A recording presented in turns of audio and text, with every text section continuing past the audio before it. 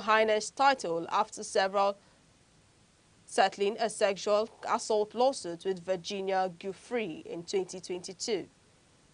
Giuffre's brother welcomed the news as vindication, while Epstein accusers called it long overdue. Andrew is expected to remain at his Windsor residence under a private lease until 2070. Also, the UK of Appeal has granted Huda Mori, co-founder of activist group Palestine Action, permission to pursue a judicial review challenging the government's decision to ban the organization under terrorism laws.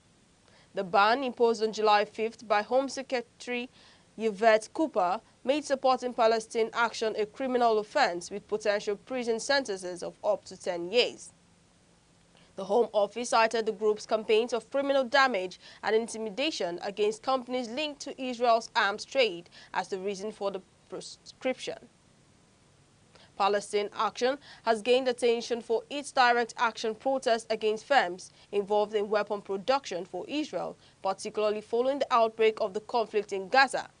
Human rights groups have criticized the ban, describing it as a move to suppress dissent and limit activism related to Israel's military action. Over 2,000 people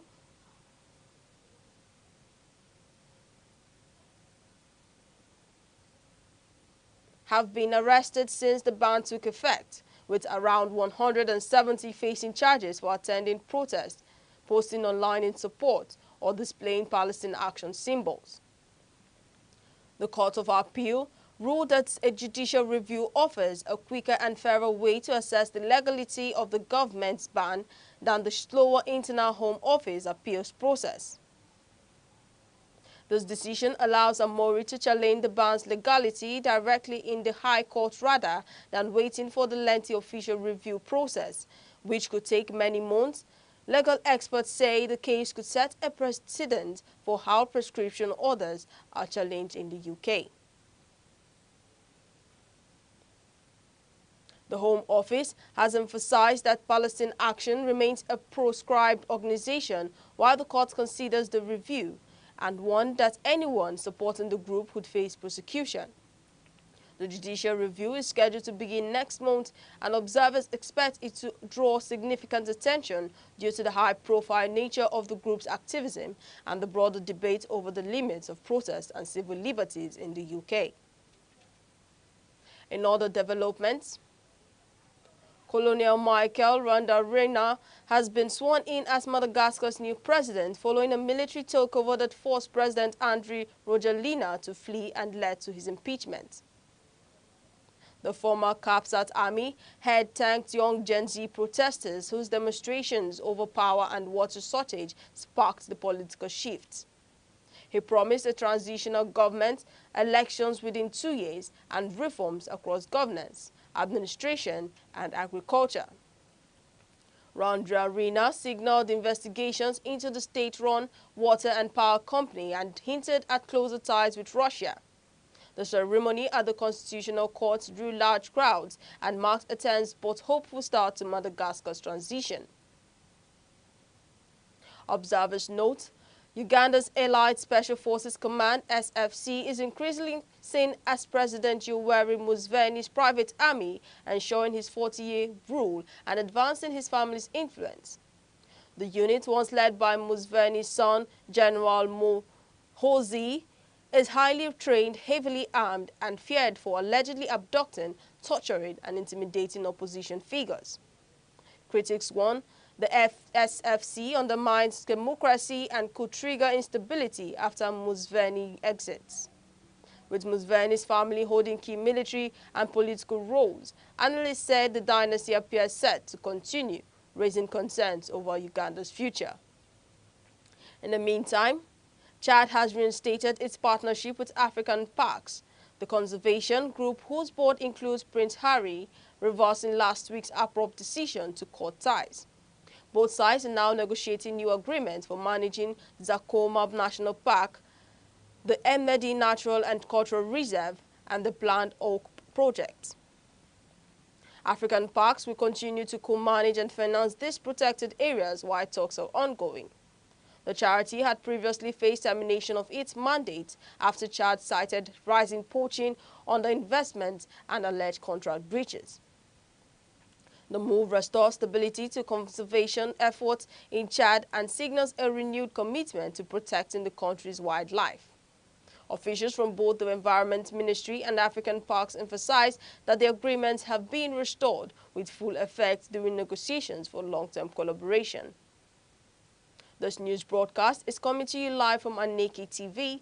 Remember, you can follow us on all social media feeds across Facebook, X, Instagram, and TikTok. Here on YouTube, all at Aneke TV. Now, a quick reminder of major developments in the news. Hamas refuses to disarm.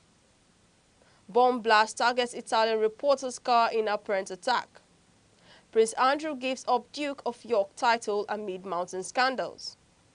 Court strikes down UK move on Palestine action ban. Uganda's shadow army fuels Museveni dynasty. We'll be right back. Hello, I'm Debra Wakoba. I am Chidimike Mede. I am Uche Osai. I'm Chiwendo Ifeonwankwe. My name is Obo Obina Samson. Please keep watching Aneke TV, or you can visit us on our socials like Instagram, Facebook, X, TikTok, or YouTube, all at Aneke TV. This is Aneke TV. We move with the world.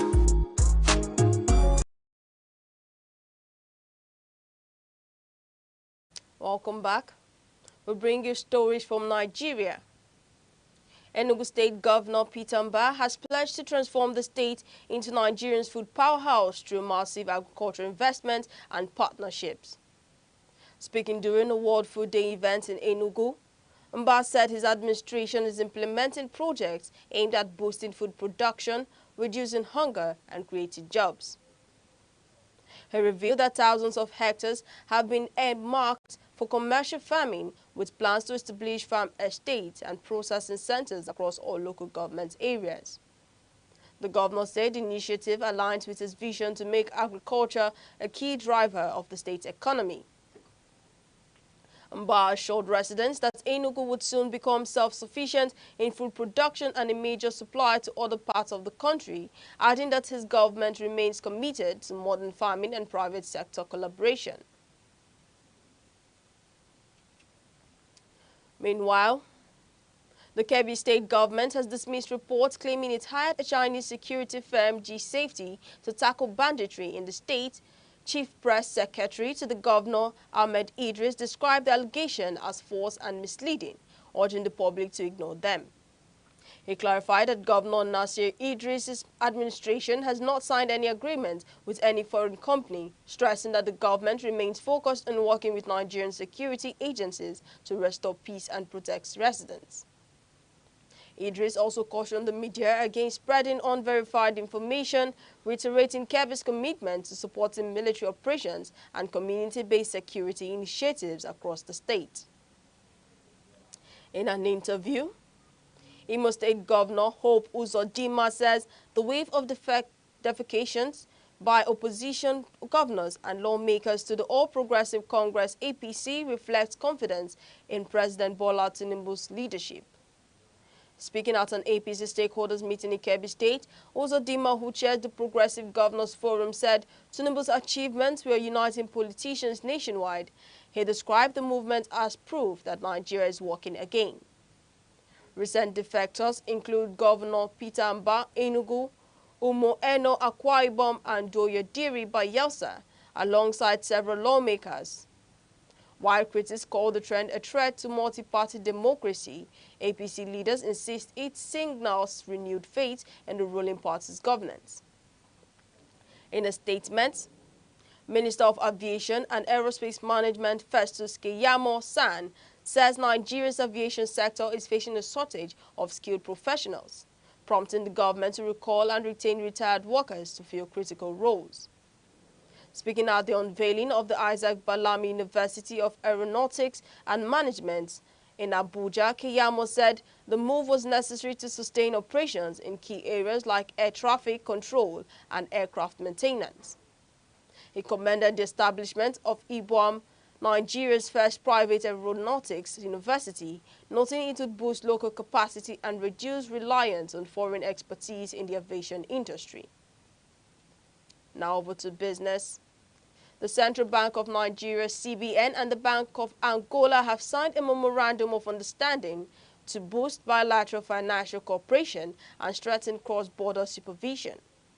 The agreement, sealed during the IMF World Bank annual meetings in Lima, Peru, was signed by CBN Governor Olayemi Cardoso and his Angolan counterpart Manuel Antonio Tiago Diaz. Cardoso described the pact as a significant milestone towards building a resilient African financial system. The deal covers foreign reserve management, monetary policy coordination, cybersecurity, anti-money laundering, and self-training. Both governors said the partnership would advance regional financial integration, aligning with the African Continental Free Trade Area goals and promoting Africa-led solutions to shared economic challenges. Now to the world of sports.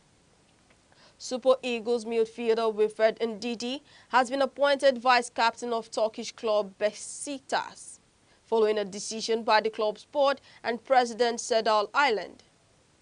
Ndidi will assist new captain Okung, replacing former leaders Nasip Usial and Mert Gunok. The club thanked the outgoing captains for their service and praised Ndidi's leadership and influence on the field. The Nigerian star will debut his new role when Besiktas hosts Gençlerbirliği in their Turkish Super League clash on Saturday. Now to entertainment. Nigerian music producer and creative director Itunu Joe is making waves across Asia with his viral cross-cultural hit I Love China. Produced under his Lagos-based outfit, Epoch House, the track fuses Afro-pop rhythms with traditional Chinese instruments like the guzheng, earning millions of views on Chinese platforms Douyin and Weibo. The song's success led to Joe and his team performing live on China's Central Television's Harvest Gala in Shanghai, where their energetic stagecraft and blend of sounds drew wide acclaim. Joe described the track as more than a viral hit, calling it a symbol of friendship and unity between Africa and China, celebrating music's power to connect cultures. To end round the globe, here are the main points. In global news, the UK Court of Appeal has granted Palestine Action co-founder Huda Mori permission to challenge the government's terrorism-related ban on her group, a case expected to test the limits of protest and civil liberties in Britain. Meanwhile, Festus Keyamo says Nigeria's aviation sector faces a shortage of skilled workers, prompting the government to recall retirees as the country launches its first private aeronautics university to build local capacity. Enugu State Governor Peter Mbah has pledged to make the state Nigeria's food powerhouse through large-scale farming and agro-investment initiatives aimed at achieving food security and job creation.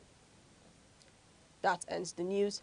For breaking news, eyewitness report, please call 070-3043-7110. Or visit our social media handles across Instagram, Facebook, TikTok, X, YouTube, or at all at Aneke TV. On behalf of the producer Chidima Sogwa, I am Deborah Wakoba. Thank you for watching.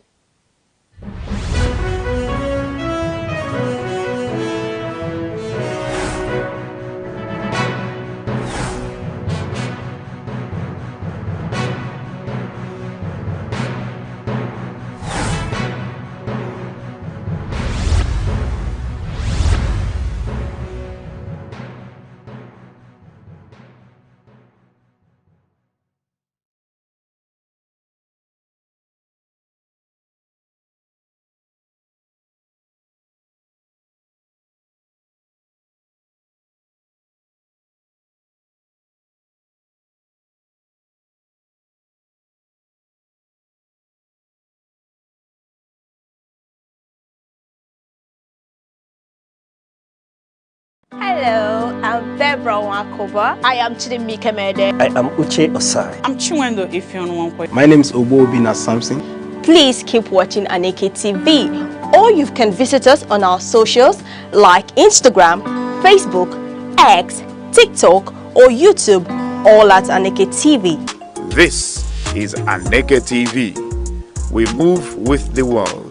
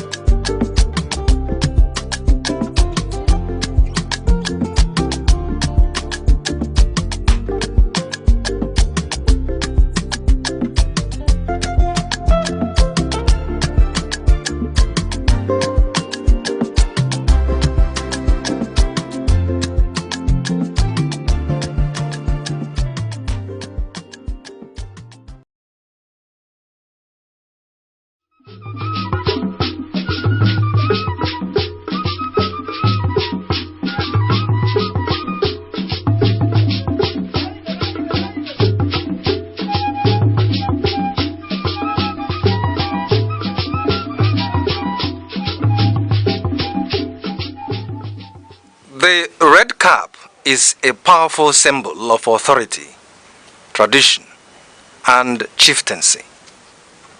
It signifies leadership, cultural identity, and a connection to the ancestors. The red cap is primarily worn by men who hold traditional titles such as Nze, Ozo, Ichie, Chief, Onyish. The number of eagle feathers on the cap can denote the wearer's status within the chieftaincy system. The red cap comes in different shapes, and each shape represents a particular hierarchy in the traditional institution in Igbo land.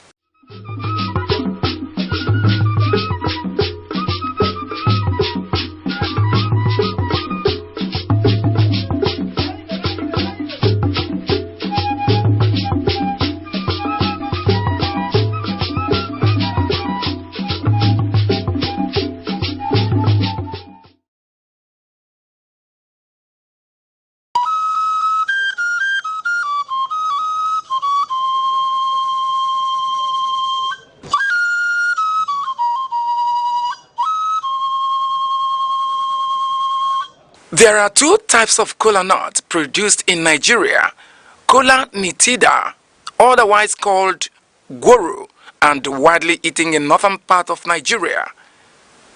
Kola acuminata, also referred to as Igbo kola, is of local origin and occupies an important position in social, religious, and sacred ceremonies in Igbo society.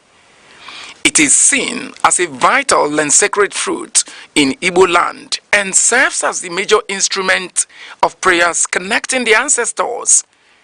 It cements discussions and also the fundamental bedrock of philosophy and proverbs. It is a symbol of welcome, unity, and peace. If kola nut contains one cotyledon, it is regarded as dump kola nut and thrown away.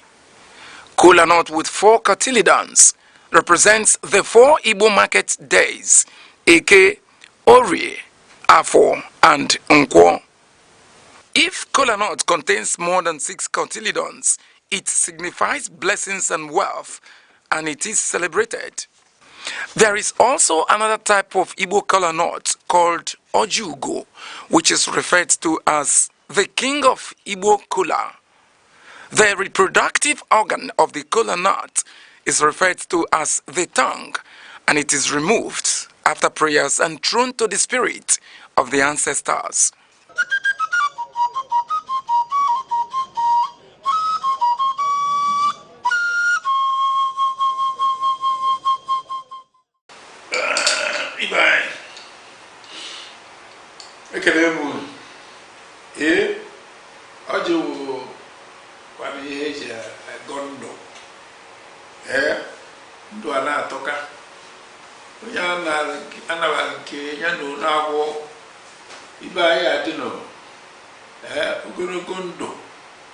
aruke na ọdụmma ihe eji ene ndụ anya na onye nwere ihe eji ene ndụ anya na ịrụfụtanwuru ya ị mara na nsogbu riri ya olise bụ anyị na-ekene gị Chukwu okike onye ogologo ndụ na ogologo anya na-ahụ ndụ n'ọchịchị anyị na-ekene gị na-ekele gị maka tata na-ayọ maka echi maka na ọsọ maka eme echi anya mara na ya dịka echi na echi anaghị agwụ agwụgwụ na ihe ya adịrị anyị mma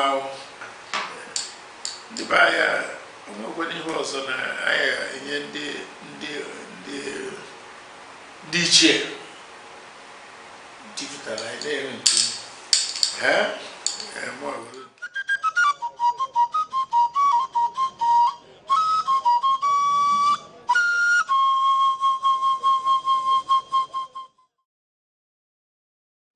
igwe maka na ọ magoro okwu izizi igwe nwanụ jeke elu ya aka abịa zọrọ igwe gị igwe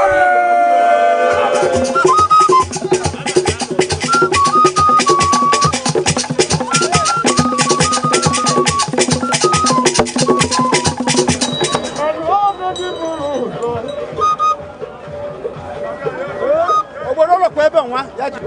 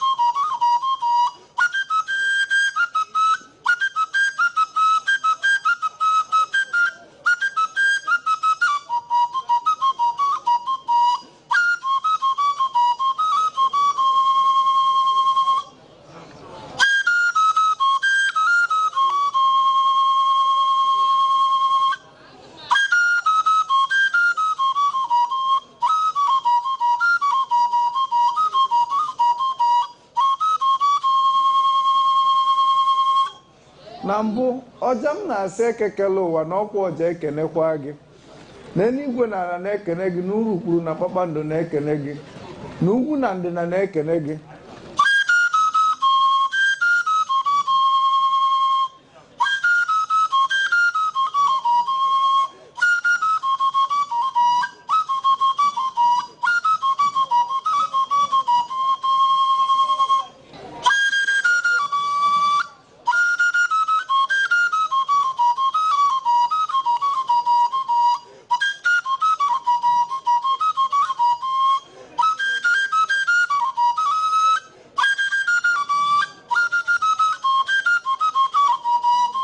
maka ka onye si eme ka ekwe si akpụ ya ka onye si eme ka ọja si akpụ ya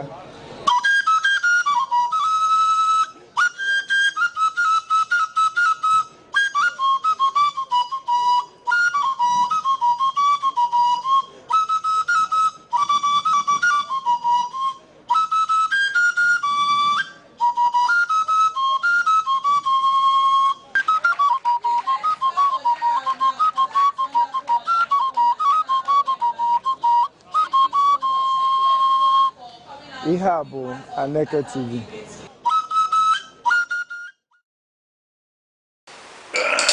Ibe anyị ekele m ọ jụụ kwana ihe eji agọ ndụ ndụ a na-atọka onye anara nke ya na ụlọ agwọ ibe anyị adịnọ ogologo ndụ arụ ike na ọdụmma ihe eji ene ndụ anya na onye nwere ihe eji ene ndụ anya na ịlụfụta nwụrụ ya ị mara na nsogbu riri ya olise bụ anyị na-ekene gị Chukwu okike onye ogologo ndụ na ogologo anya na-ahụ udo na ọchịchị anyị na-ekene gị na-ekene gị maka tata na-ayọ maka echi maka na ọsọ gị maka eme echi anya mara na ya dịka echi na echi anaghị agwụ agwụgwụ na ihe ya adịla anyị mma ọ ya dịla onye ọ na mma edịkwazị ọgbaghị nọ ya.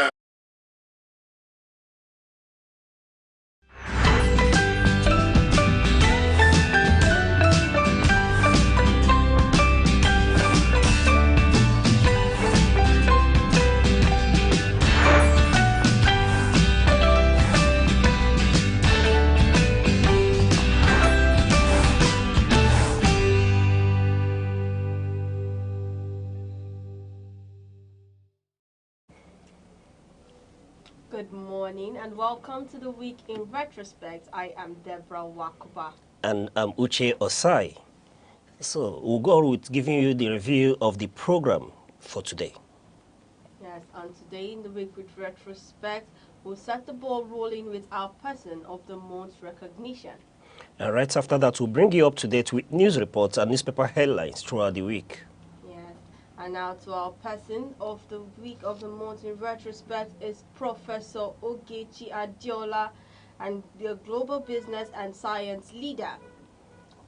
Professor Ogechi Adiola is the Deputy Vice Chancellor at University of Kigali, Rwanda, and a Professor of Marketing. A leading Nigerian business studies academic with over 28 years of corporate and academic expertise. She is celebrated for her work in African business, strategy and women's empowerment, and she was recently named among the world's top 2% scientists in the prestigious 2025 Stanford Elsevier Global Scientist Ranking. Recognizing her outstanding contributions to the field of business and management. She holds a doctorate in Business Administration DBA from Alliance Manchester Business School and is the founder of the Digital Business Tutelage for Women Empowerment in Africa initiative. Today we celebrate her for the award and recognition as one of world's top 2% scientists in the prestigious 2025 Stanford Elsevier Global Scientist Ranking. And also congratulations Professor Ogechi Adeola. Okay, that is for our celebrant of the month, and also we're moving to our headlines for today. And the first headline for today is starting with the Punch, Vanguard, The Nation and the Guardian newspaper. And on the Nation headlines today, it reads, genocide, be haram, ISIS killing more Muslims than Christians, Trump advisor. And then on the Guardian headline, which has PDP crumbled in Southeast, South. And in Vanguard headlines, it reports revealed 217 enclaves of terrorist bandits in Nigeria. And on the Punch headline, it reads, unusual cough fever stir panic in Lagos. Mr. Osai. All right, let's start from the last one, the Punch newspaper. The director, please. Yes, the unusual cough fever stir panic in Lagos. Debbie, one needs to be careful at this point in time, given the feelers that we are getting from Lagos in this instance, and there is this fear about outbreak in UK and even the US. So it's most likely we're beginning to see a return of the COVID-19 pandemic. Though we pray that it doesn't get to the scale of the 2020 experience that we had, but one may begin to ask these questions. How prepared is Nigeria to be able to curtail any outbreak at this point in time? Is the NCDC prepared to handle any outbreak? What's the status of our hospitals at this point in time? Now, this fear starts from the feelers that we are getting from Lagos, that there has been a lot of instances of repeated cases of malaria, consistent cough and sore throat, and a number of persons are beginning to show these symptoms repeatedly. You've seen cases where people have treated malaria, and when they go back to the hospital to run a test, you still see those symptoms present, and people are beginning to get worried. You've seen workers, co-workers, exhibiting the same symptoms of malaria, sore throat, prolonged cough, and fever, and then one begins to be scared for our nation. And then those of us who are majorly in Lagos, because this is where this fear and symptoms are prevalent at this point in time, because hospitals are beginning to get, congested. Hospitals that have been known to be treating other ailments are now overwhelmed with malaria, prolonged cough, symptoms of sore throats and fever. Then one would not fail to say, what would the government be doing at this point in time?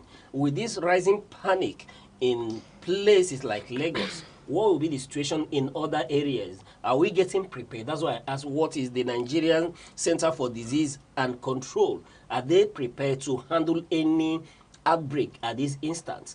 What's the warning alert? Has the alert been set out to let people be aware that there is this danger, even if it's a wrong signal, but people should be prepared in case there is a pandemic or there's an outbreak, right? And our medical experts, our hospitals and all that, are they prepared to handle any emergency of such nature?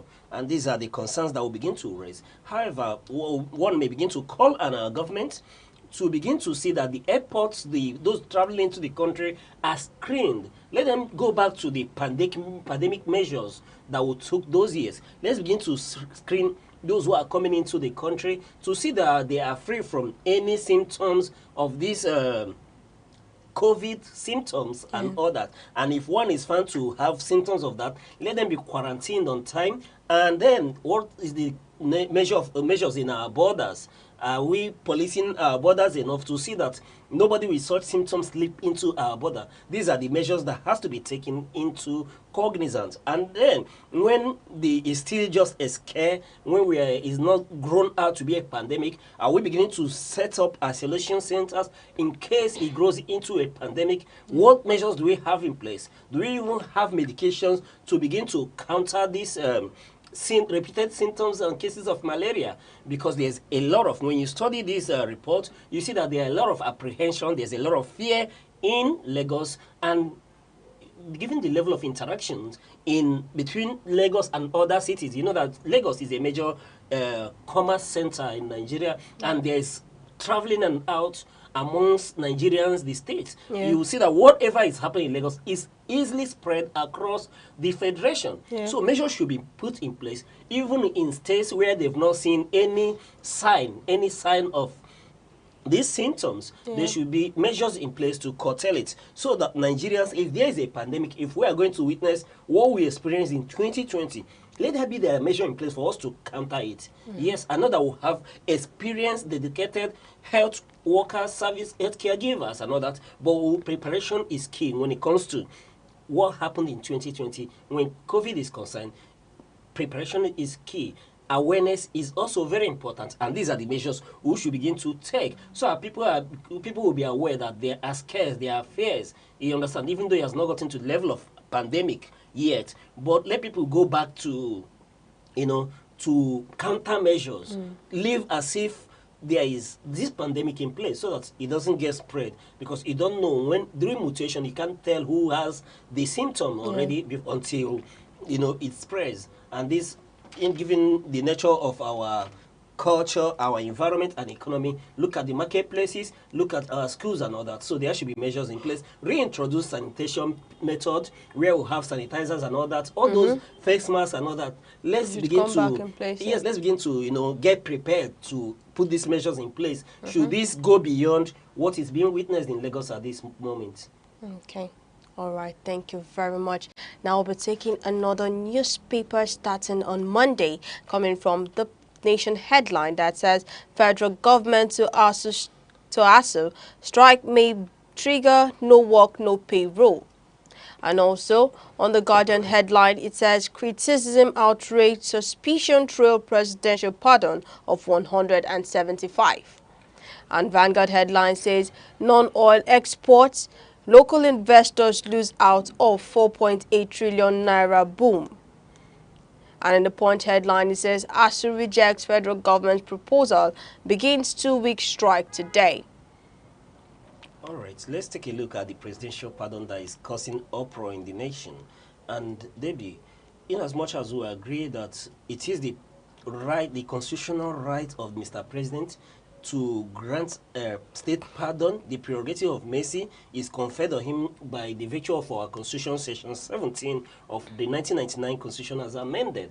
But we should pander to a lot of carefulness when we want to grant state pardon, because going by the nature and the number of criminals, murderers, kidnappers that have been thrust back into the society through this state pardon gives a lot of room, a lot of things to be desired. And then I thank Nigerians for speaking up against this very state pardon that has been granted these individuals, and I salute them for their courage to be able to speak when it mattered most, because it's quite important that we speak, given that the nature of people that are being pardoned. Look at, for example, Mariam Sanda, who was just commuted to this sentencing just happened as about 2017 or so, for killing his husband, Biliamino, stabbing his husband to death. And after all the shenanigans, the court were able to convict him of murder, and all of a sudden she's being granted state pardon. How do you want the family of the husband to feel? How do you want all the prosecutors to feel in distance when you see this person that the court has been convicted of cold-blooded murder, at the end of the day being thrust back into the society? I can tell that this leaves a lot of room to, for a lot of room for concern. Then look at the kidnapper that has camp between Abia, Delta, Edo, Oyo State and Benue State, for example, who has been reputed to have killed a lot of our security personnel, police and military personnel inclusive. And at the end of the day, you are releasing this dangerous element back to this society. What will happen to the prosecutors? You begin to wonder what will happen to our prosecutors who have gone in and above beyond to see that these unscrupulous elements are brought to justice, and then you bring this individual back to the society. How do you want the family of those that this individual has killed, talking to our security personnel, for instance, how do you want them to feel going back to do their duties when they know that after they've spent sweat and blood to see that they brought this kind of human beings to justice, that they will be thrust back upon the society? They will be discouraged from doing their work. And then talk about the victims of this very man. How do you want them to feel, being that such an individual is being sent back to the society? I know what it took the state to be able to bring this individual down. It wasn't an easy feat, and he was duly prosecuted. The court found him wanting, sentenced him for 20 years, and he barely spent 12 years, and you are granting such a fellow state pardon. No, this will be like dancing on the grave for those our security individuals that have been murdered. This will be like dancing on the grave of the kidnapped victims that died in his hand. And a lot of prominent men did die in his hand as well. So, Debbie, it raises room for concern that we have drug traffickers, not just murderers, illegal miners as well, being thrust back upon the society. Not talk about money launderers, that the EFCC and ICPC has spent a lot of the state resources to see that they brought such individuals to book, and then you are thrusting them upon back to the society. Yes, I can listen to Fabemi when he says that they are still scrutinizing this list, that it appears as if some lower level staff played other hand, that some of the names that ended up in the list were not what was meant to be given to Mr. President. And I say, okay, that could be a damage control, because in as much as we are concerned, where were they that this list could get to the hand of our president for Mr. President to pronounce on it without you vetting it a second time or duly vetting it before it gets to... I can say that such individuals should be removed from the presidency, should be fired from their obligation if they could mislead Mr. President into granting state pardon to these individuals, these very worst of the society that this nation has spent a lot of resources to see that they are brought to justice. No, we acknowledge that there has to be state pardon, that there is room for amnesty, there is room for prerogative of mercy, which we've seen over years that happens whenever there is a national celebration where individuals are pardoned. But what we are saying, that these elements of this nature shouldn't be the ones to be trusted back on the society so soon. Okay. All right, thank you very much. Now I'll be moving over to our paper for Tuesday, coming from the Nation paper that says Mba opens another guild of governors defection to APC. And the Guardian headline that says 72.64% of Nigerians' petrol imported amid rivalry from new refineries. And the Vanguard headline that says do or die clash, 3 teams, 1 chance. And then Punch headline that says 2027 opposition split over NASPO shift plan. And this is your paper for Tuesday. Mr. Ocha, I would like to know your... All right, maybe let's look at the governor of Enugu State, the campaign from the almighty PDP back to the ruling APC. Okay. You know, that news made headline across major news in the country. And with Governor Mba, you know, leaving the APC, which many never imagined going to happen, being that Enugu State, for example, is the last man standing as far as the PDP is concerned. And given by the nature of it that the PDP has hold sway in the southern east of Nigeria, given the level of loyalty that the Eastern has trusted upon the PDP over the years, for 26 years, nobody expected that Enugu will bow out, that last man standing will bow out so soon. But it did happen. The governor on Tuesday was welcomed into the APC fold, and if you listen to the governor, he said that yes, the state has been in opposition for quite some time, and this is him realigning Enugu State at the center where it matters most, and that going forward that the voice of Enugu State will be heard in Abuja. And with that, I can clearly say that a death nail has been nailed on the coffin of PDP as far as the East is concerned. But what matters is still left to be seen if there are any individuals left with an iota of resilience to fight back, to begin to want to rebuild what is left of the PDP.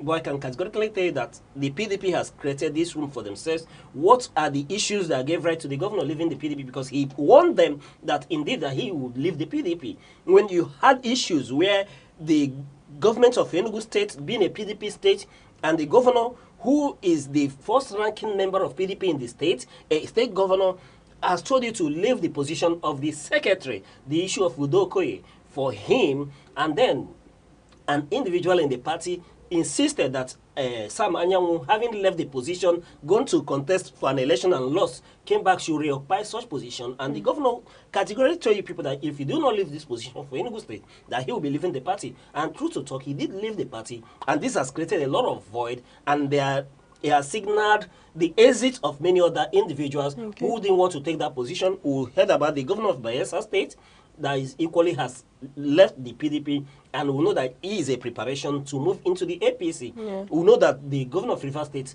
equally, there's still words in the grapevine that he too is getting ready. And then talk about Abia State governor, there's still, unsanctioned news that he too will be getting ready to decamp as well. A lot of persons are leaving the fold of the PDP. And what does that say? That it's time for PDP to know that they are no longer the big party they usually think of themselves as, but they are now metamorphosing into one of the mushroom parties that we have in Nigeria. It can no longer be said to be a national party, because their PDP has no hold in any part in Southeast Nigeria, which was a stronghold of the PDP. And going into South as well, you see that PDP is already getting decimated. So we still wonder how PDP is going to manage its fortune come 2027 if nothing is done. But what I can tell you categorically is that with Enugu State, with Governor Peter Mba moving away from PDP, he has left a lot of work to be done for PDP to be recognized, because the Southeasterners feels betrayed by the PDP that they vested, given a lot of their attention, a lot of their energy, a lot of their time, loyalty to, without them in return, reciprocating that love, that loyalty. PDP couldn't even zone their ticket to the Southeast. After being that every region, the South has produced a president, the North has produced a president, the South was equally. So PDP couldn't reward that loyalty by saying, okay, this time around we are zoning our ticket to the Southeast. Yeah. So having said that, I can calculate that it will take a lot of efforts for PDP to be revived in the Southeast. Okay. All right. Thank you very much for that. Now we'll be going on a short break, and when we return, we will take a look at the rest of the newspaper headlines for the week. Hello, I'm Debra Wakoba. I am Chidimi Kemede. I am Uche Osai. I'm Chiwendo Ifyonwankwe. My name is Obobina Samson. Please keep watching Aneke TV, or you can visit us on our socials like Instagram, Facebook, X, TikTok, or YouTube, all at Aneke TV. This is Aneke TV. We move with the world.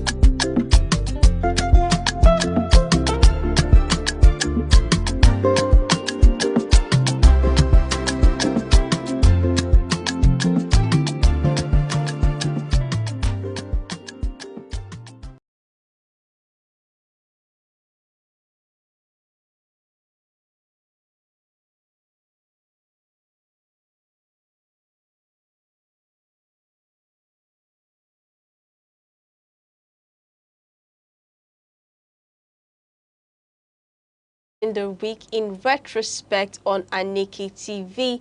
Now we'll be taking a look at the paper headlines for Wednesday, starting with the Punch headline that reads, marketers blame depots at petrol nears 1,000 naira per litre.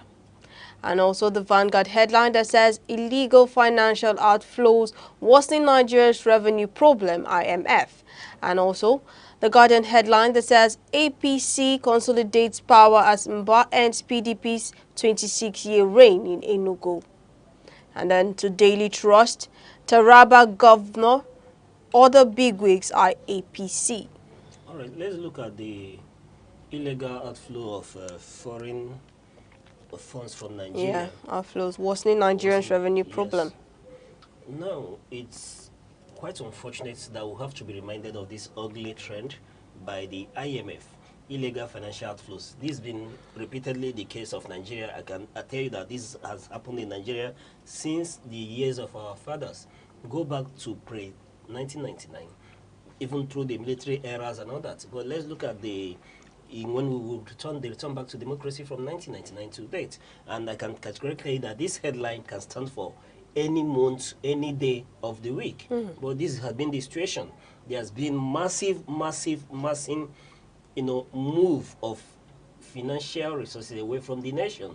And, taking the likes of IMF to call our attention to that leaves a lot of rooms to be desired. Yeah. Then, what are they saying? That they are going to assist us to put mechanisms in place to see that these funds don't just leave Nigeria anyhow, that without us taking accurate measure, that we cannot be able to see who is financing terror in Nigeria with the resources, the funds unaccounted for, that a lot could be going into sponsoring of the terrorists, the bandits, and all the insecurity that we witness in Nigeria, that they will help us to begin to monitor these funds. And you will remember that a fortnight ago, there has been an issue of a minister of the Federal Republic of Nigeria who's been said to have acquired massive wealth and has had houses abroad, and nobody is raising attention over all these things. And go back, like I did say, since 1999, you will see that our leaders, many of the politicians, many of those who have been trusted with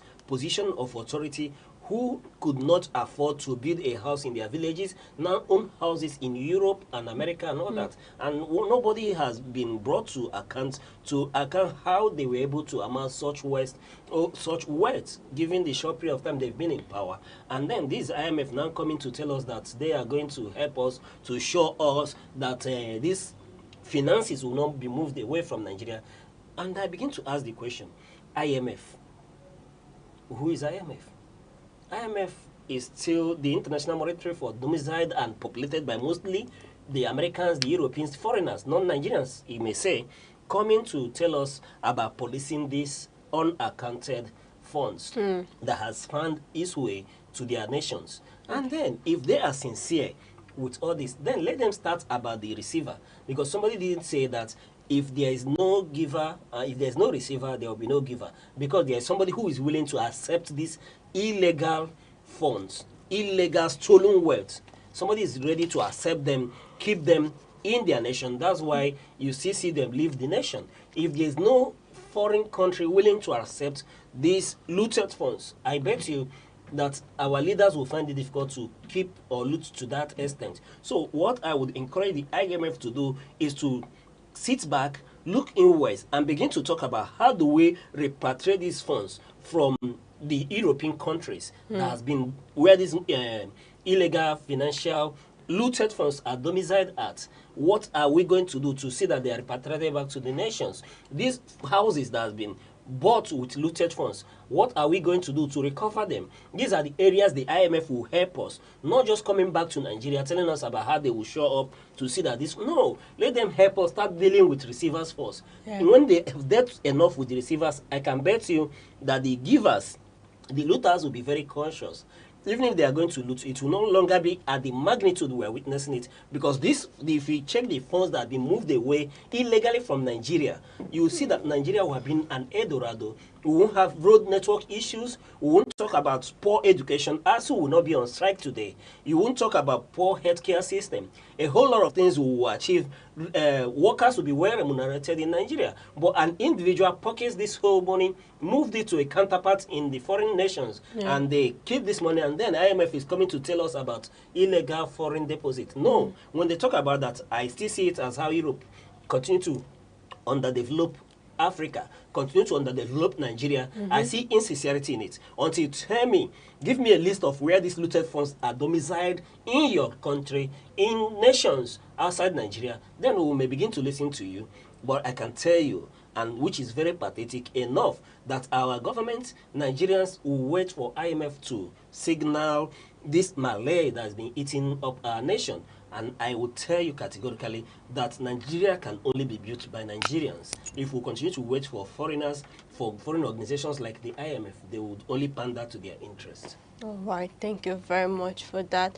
Now I'll be moving over to our paper on Thursday, starting from the Punch headline that reads, Mass defections ignite one-party state fears.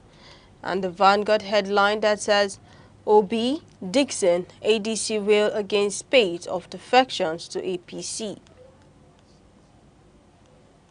And the Guardian headline that reads, OB, Atiku's 2027 bids wobble as defections internal strife rock IPPDP. And then the Nation headline that says, Lobobiri, Wike orders Okediri's exit from PDP. All right, Debbie, the headline on this day could be summed into one. And that's the fear about Nigeria becoming a one-party state. Yes, the fear of Nigeria becoming a one-party state is very germane, and there should be an outpouring of cries to this effect, because we've seen what happens in nations like China, where you have a one-party state. There's hardly dissent in such nations. So we should cry out and cry out loudly. But why we want to cry out loudly about Nigeria becoming a one-party state? Now let's look at what are the issues in Nigeria. There is no opposition living, I will use the word living opposition parties, because no opposition parties has been able to live up to the term opposition. From PDP, Labour to the rest of them, they are covered in myriad of legal issues. There's leadership tussle here and there that these politicians, politicians will always be politicians. They want a place where their interest is protected. And what is their major interest? How to win the next election. And you see a lot of movement in this regard, because crisis, we don't know. Some have accused the ruling party of engineering the crisis that we are witnessing across the opposition political parties, leaving APC as the standard party at the moment, and everybody wants to align with that, with the party in power. We don't know if the movement we are witnessing across states and amongst the legislators and all that is be through coercion or conviction. Whatever case it is, one can tell you that in a democracy, there is need for opposition. What we are witnessing, where everybody is moving into one political party, leaves a lot of things to be desired, because this party, if they start to get their policies wrong, who is going to dissent to it if everybody is under one foot? For example, look at the clearing of the INEC chairman. Did you witness any dissenting voice? The legislator and the Senate? There was no dissenting voices, because the APC is now the majority there. They can decide on which path to go, and there's nobody to oppose them. And this portends a lot of danger for a building democracy like Nigeria. So all hands should be on deck. In as much as politicians are free to move to whichever party they want to move to, where they win the next election, but all hands should be on deck to see that we have a veritable opposition, viable opposition party. And personally, when I begin to look at this issue, I start to cry that Nigeria no longer have these politicians who could stand the finance, who could stand whatever pressure as an opposition leader to stand the test of time. We no longer have intellectual, sagacious politicians who could bring counter strategies to counter the likes of APC to see that such defection doesn't happen. And is absence of that intellectual pragmatism that's leading to the population of the opposition political party to the ruling APC, because there's no challenge. Nobody has the idea, the capacity to challenge the ruling party and see that they are checkmated in such a way that everybody will say, okay, even if you're in opposition, you still have the capacity to win an election. There is a decay in ideology, because all the parties, when you ask people, they will tell you that there's no difference in ideology amongst our political parties. That is all about interest, that whoever you see in APC or in ADC today have been in this party yesterday, and they keep moving. So I begin to cry about the era where we had the likes of Chuba Okadibo, for example, who would stand against his own party and against an opposition party intelligently, stoically intelligently, to counter moves from the ruling party, from the opposition angle, foster synergy among opposition to challenge the dictates of a ruling party. And I can categorically tell you that as of 1999, for example, despite the fact that PDP holds sway from 1999 coming forward, but we had veritable opposition, what we're witnessing today would not happen because people were so free, people were courageous enough, people were bold enough not to pander to winning the next election, but rather offering a veritable opposition. Maybe I can categorically say that Nigerians should be very careful, Nigerians should be circumspect in the way we accept this defections that is taking hold of every state in Nigeria because there is need for opposition in Nigeria, and the way it's going is as if that all the politicians are ganging up under one political platform against the masses, and until 2027 we would really know if the people agree to these defections or not. Yeah, all right. Thank you very much for that. And we'll be moving over to our last paper for the week in retrospect, coming on Friday, starting from the Punch headline. Tinubu may drop controversial names from pardon list. And the Vanguard headline reads, INEC in my time, losers. Our losers will congratulate winners.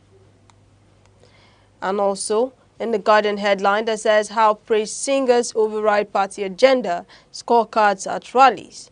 And then the Nation headline that also reads, INEC chair Mubutan, I will confront poor logistic crisis. All right, let's start with the Nation being the last one that's been, showcased. And he's speaking to the clearing of the INEC chairman. We know that his name was sent to the Senate and he's been cleared to be the substantive or the chairman of INEC as a present. And Professor Mupitan has gone ahead to promise to tackle logistic problem in INEC, seeing this as a major challenge for INEC in conduct of elections, and he has promised that he will have to tackle this issue, that even if it involves INEC setting up their own transport fleet to curb the challenge with logistics during election. He cited an example that there are instances where when the vehicles convey materials to the pooling unit, they are not there to come and pick them back.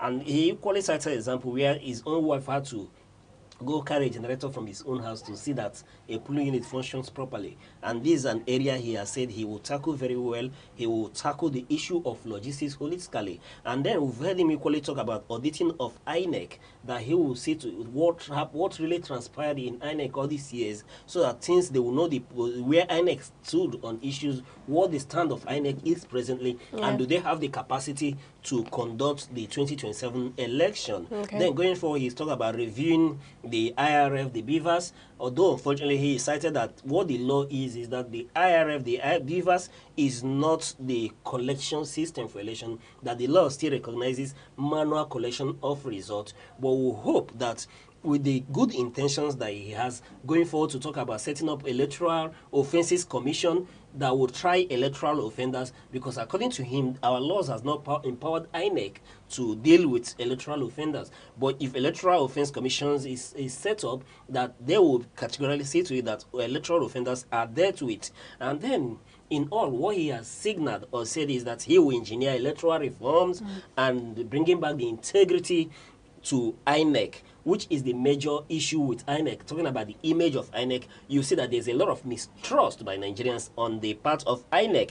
Nigerians no longer see INEC as being that independent organization capable of giving them free and fair election. So we hope that the new chairman has said, let it not be just talk. Let him be able to walk the talk, because a number of INEC chairmen over the years, whoever comes, promises to bring in change, promise to make amends, and at the end of the day, we'll continue to see the same thing. So we pray that this time around, it will no longer be business as usual. That this time around, we'll see that these reforms are carried out, especially the area of returning integrity, reimagining INEC to be a body that could be trusted by Nigerians. And he has gone ahead to say this time around that he will work with Nigerian Communication Commission, the National Identity Management Commission as well, to see to it that there is synergy in proper management of redeeming this nation. Since Nigerians could say, yes, that INEC, whatever they give you result, that the result is a winner, for losers to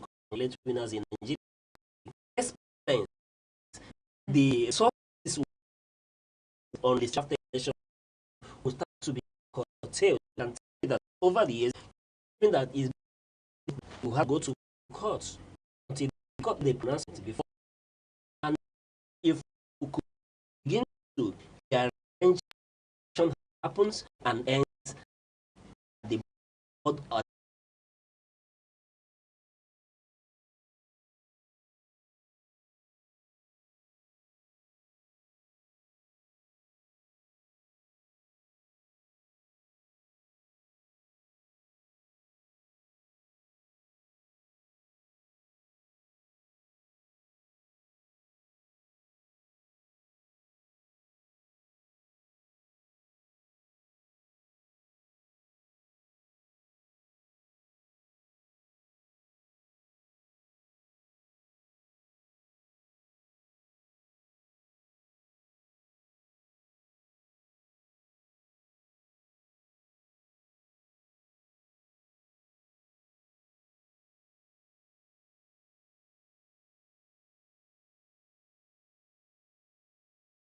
Hello, I'm Bebra Wakoba. I am Chidimike Mede. I am Uche Osai. I'm Chiwendo Ifeonwankwe. Socials like Instagram, Facebook, X, TikTok, or YouTube, all at Aneke TV.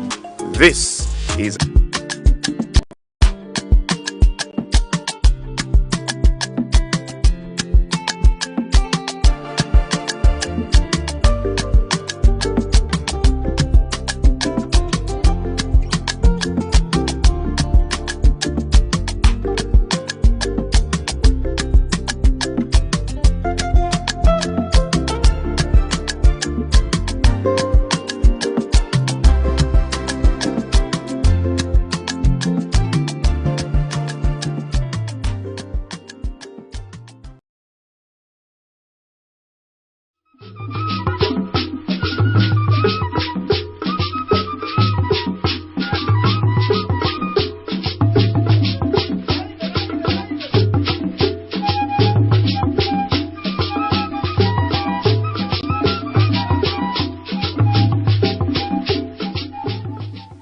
The red cap is a powerful symbol of authority, tradition, and chieftaincy. It signifies leadership, cultural identity, and a connection to the ancestors. The red cap is primarily worn by men who hold traditional titles such as Nze, Ozo, Ichie, Chief, Onyish. The number of eagle feathers on the cap can denote the wearer's status within the chieftaincy system. The red cap comes in different shapes, and each shape represents a particular hierarchy in the traditional institution in Igbo land.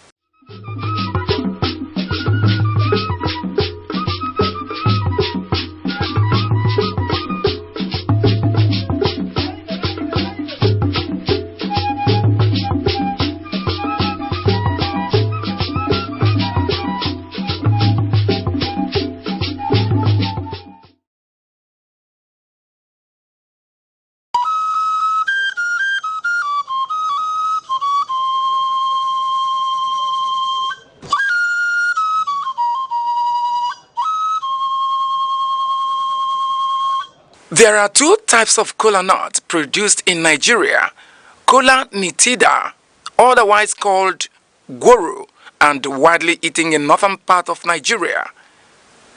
Kola acuminata, also referred to as Igbo kola, is of local origin and occupies an important position in social, religious, and sacred ceremonies in Igbo society. It is seen as a vital and sacred fruit in Igbo land and serves as the major instrument of prayers connecting the ancestors. It cements discussions and also the fundamental bedrock of philosophy and proverbs. It is a symbol of welcome, unity, and peace. If kola nut contains one cotyledon, it is regarded as dump kola nut and thrown away.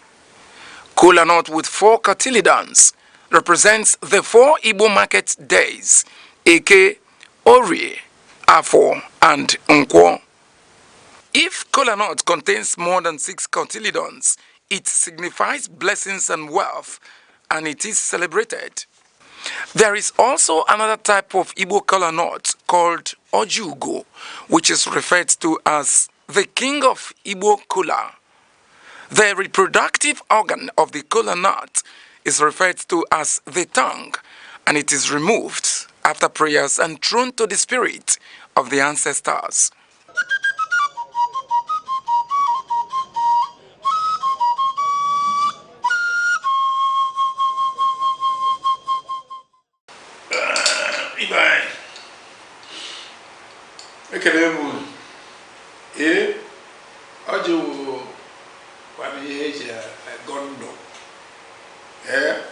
Ndụ a na-atọka onye anara nke ya na ụlọ agwọ ibe anyị adị nọ ogologo ndụ arụ ike na ọdụmma ihe eji ene ndụ anya na onye nwere ihe eji ene ndụ anya na ịrụfụta nwere ya ị mara na nsogbu rere ya Olise bụ anyị na-ekene gị Chukwu okike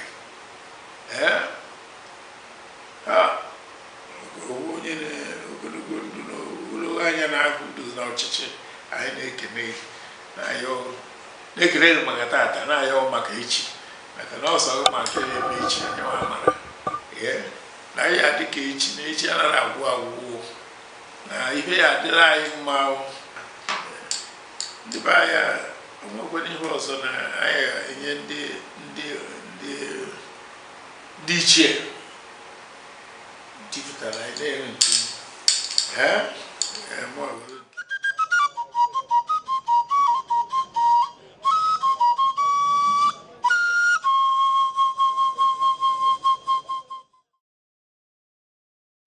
igwe maka na ọ magoro okwu izizi igwe nwanụ jeke elu ya aka abịa zọrọ igwe ka igwe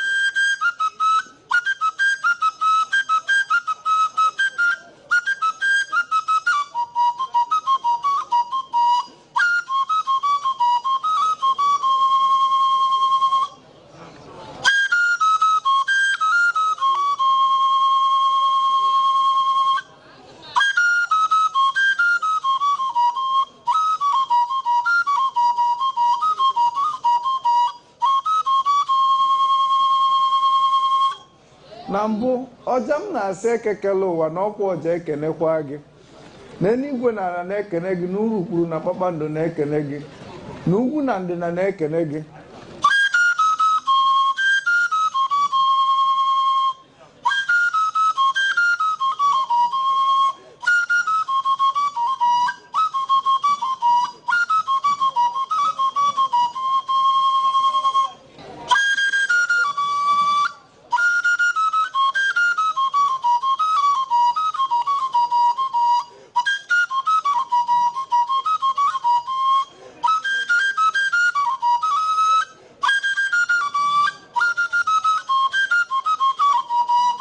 maka ka onye si eme ka ekwe si akpụ ya ka onye si eme ka ọja si akpụ ya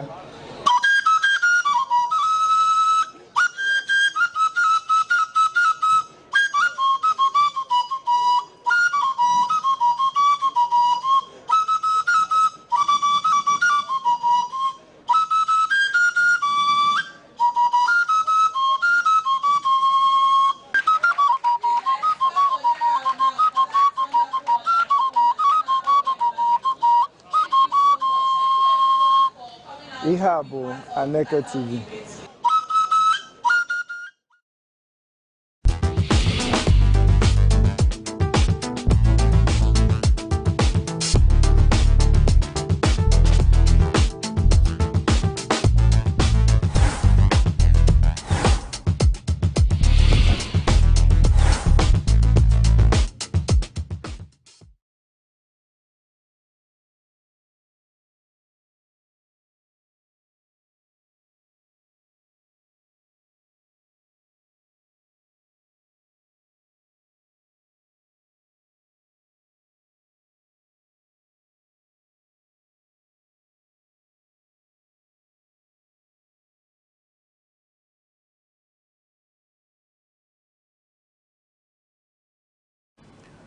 All right, dear viewer, many thanks to you for joining us on the program The Arena, coming to you on Aneke Television.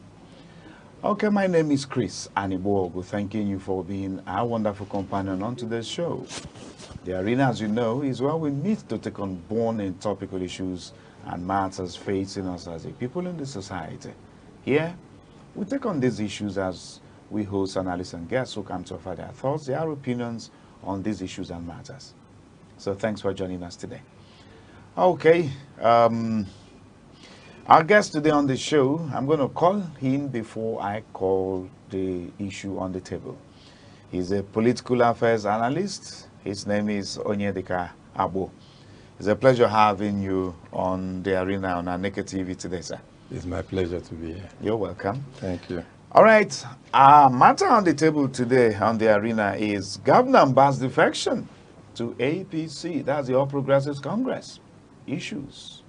You're aware. If you are not, then maybe just maybe in the course of this program you come to understand the political intrigues that is taking a new turn of events in Enugu at the moment, as the governor of Enugu State, His Excellency Dr. Peter Ndubuisi today has officially left the People's Democratic Party that actually gave him the mandate upon which he became the governor of Enugu State elected. So he has left the party today, joining the ruling All Progressives Congress, APC. So let's look at the issues around it. Onyedika Agbo, I wouldn't know.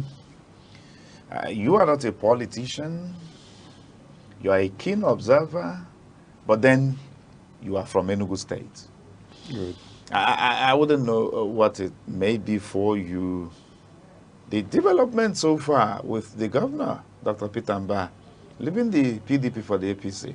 For you, is it a welcome development or is it a call for concern? I think it will be a welcome development. Welcome development. A very welcoming one.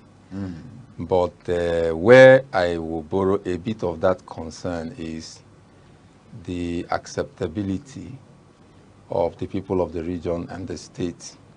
For the governor or for the new party? For the party. For the party. Yeah. Let's begin with the welcome development before we come to the concern. Okay. So why is it and how is it a welcome development? The political terrain, or I use arena, if you want to look at it like the boxing or battle ring, it's not a place where you meddle with sentiments.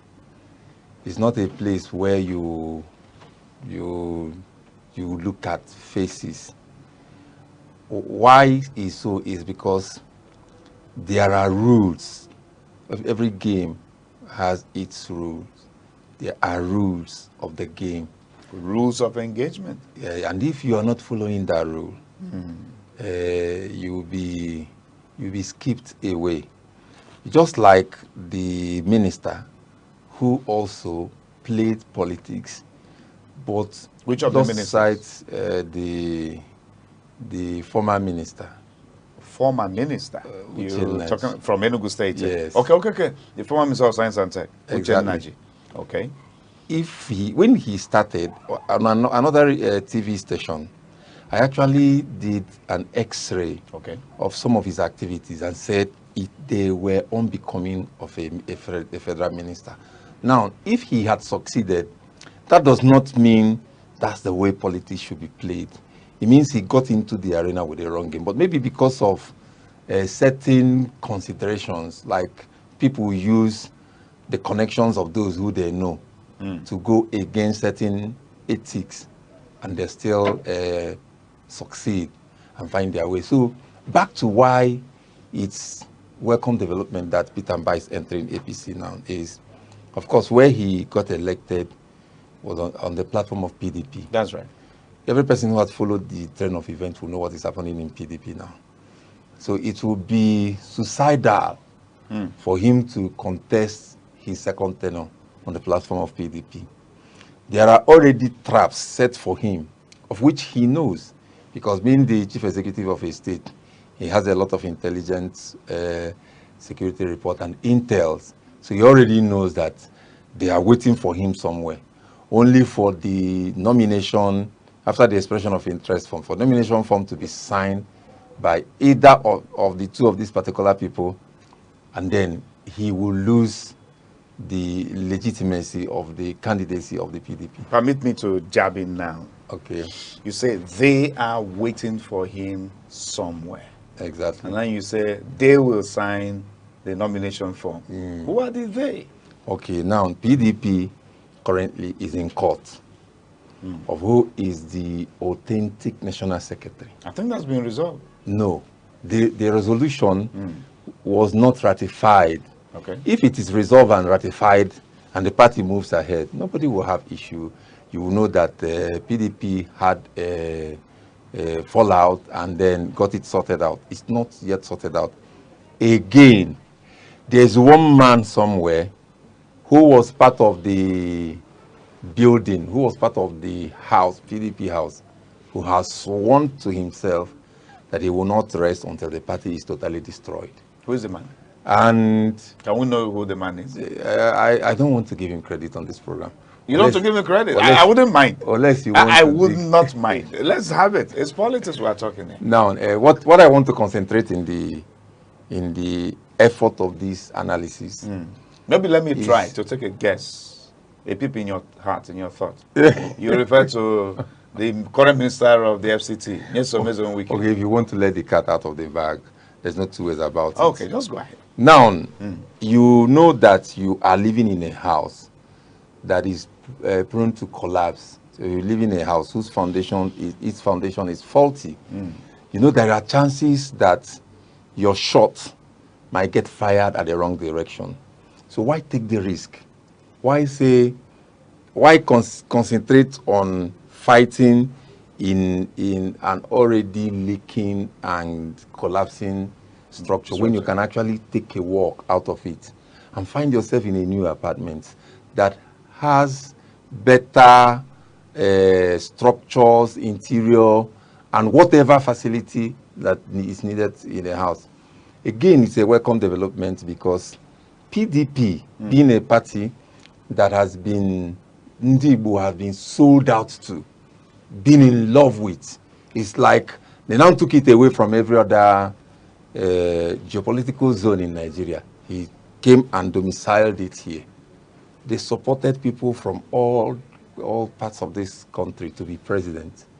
Then, in the time of run of event, it got to a very strategic moment, very timely, for PDP to consider the Southeast. For the first time in the history of the party, they said, oh, we'll now throw the ticket open so that anybody can grab. That is for the presidential position? Of course. Okay. Now, they didn't throw it open when they zoned it squarely. Sometimes they won't even zone because we have always did north and south. They will zone it and micro-zone it to either not this or not that. When it came to the south, they will say they are going for south, southwest. They came to south-south. Now, everybody who knows politics knows that it was time for PDP to also be bold enough to say, we're heading southeast. Why was it that time they now said it will be thrown open? That is Ovovu Onyevutayawelo, when it got to our time. And so we have never really given PDP back what they meted for us. Again, there's a need to connect to the center. Politics being politics, and politicians will always play politics. There are certain things you won't get. Okay, for instance, if I want to join Aneke TV virtually, I may be connected by Zoom, Google Meet, or what have you. It can't be the same presentation and projection to the viewers that I'm sitting here.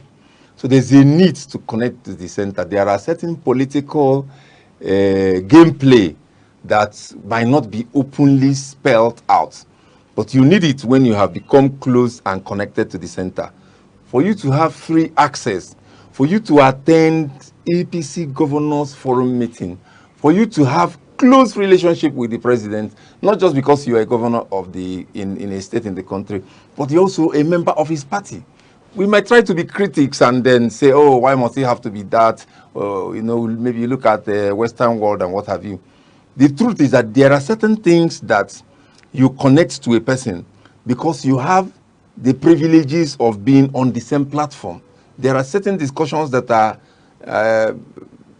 you have pre-discussion before the ones that comes either to the floor of the National Assembly or to the forum, the General Governors Forum of Nigeria.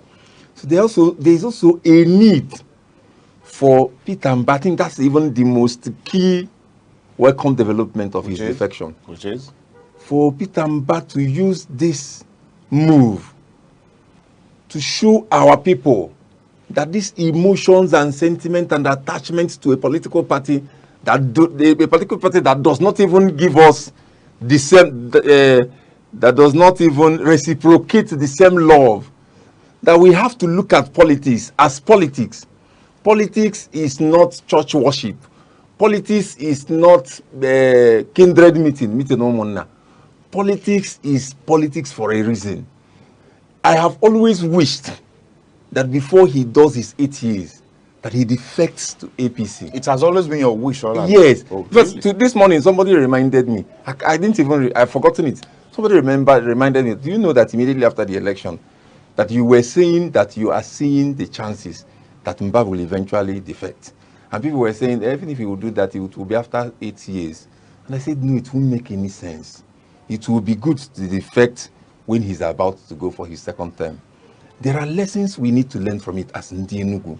Because the hate for APC is baseless and unjustifiable.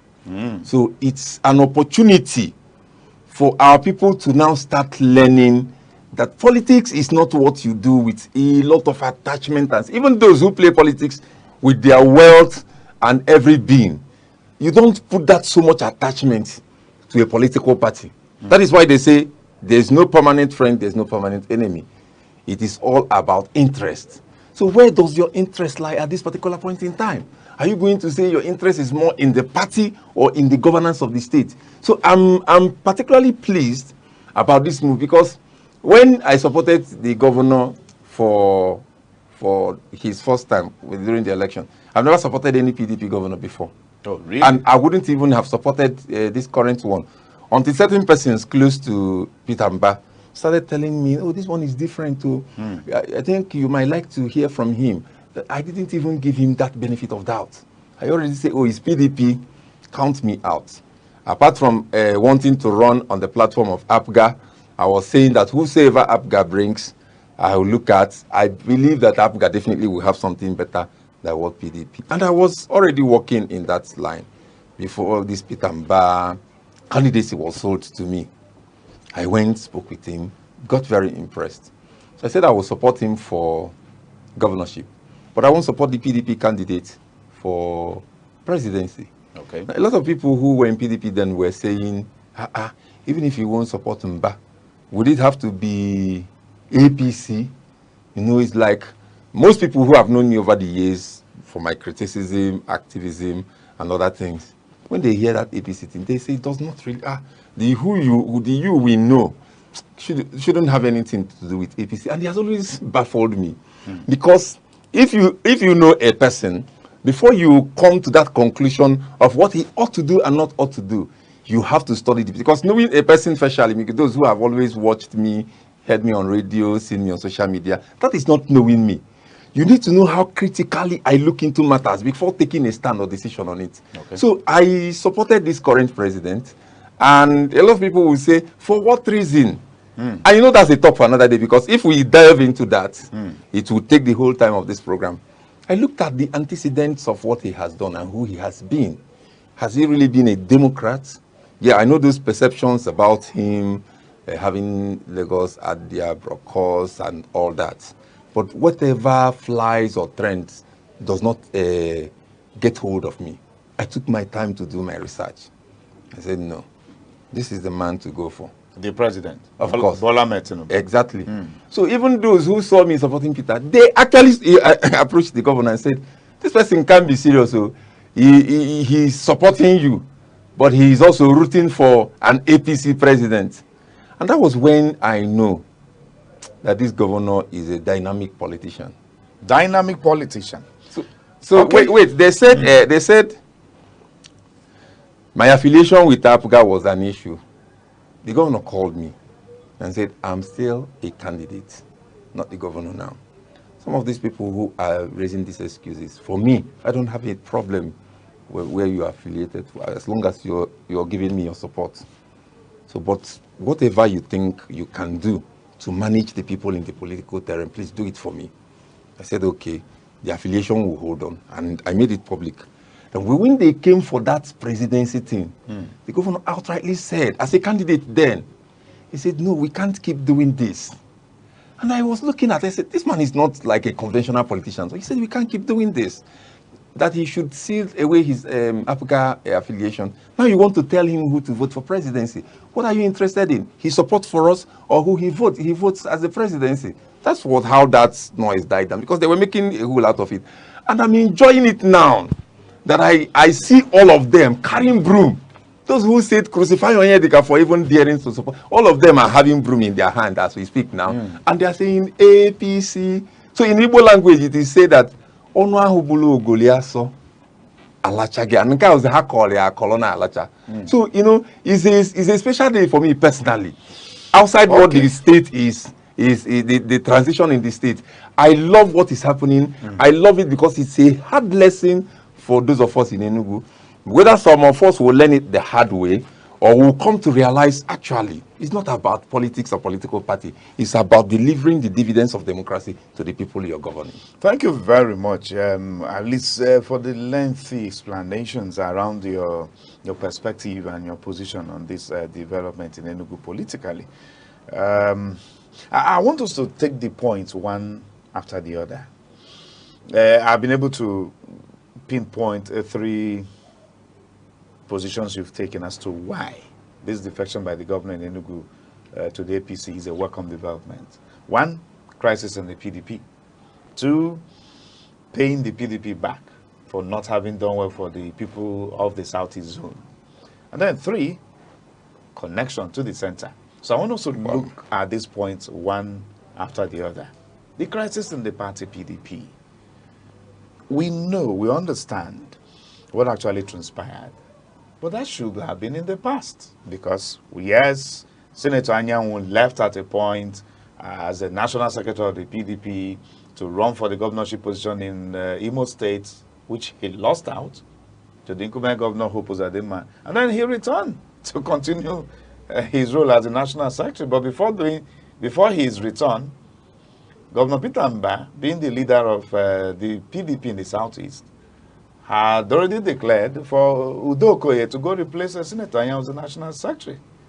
But I think that didn't go down well. We know all of the court cases from the High Court to the Appeal Court. But finally, at the Supreme Court level, the court said, this is not a matter for the court to try.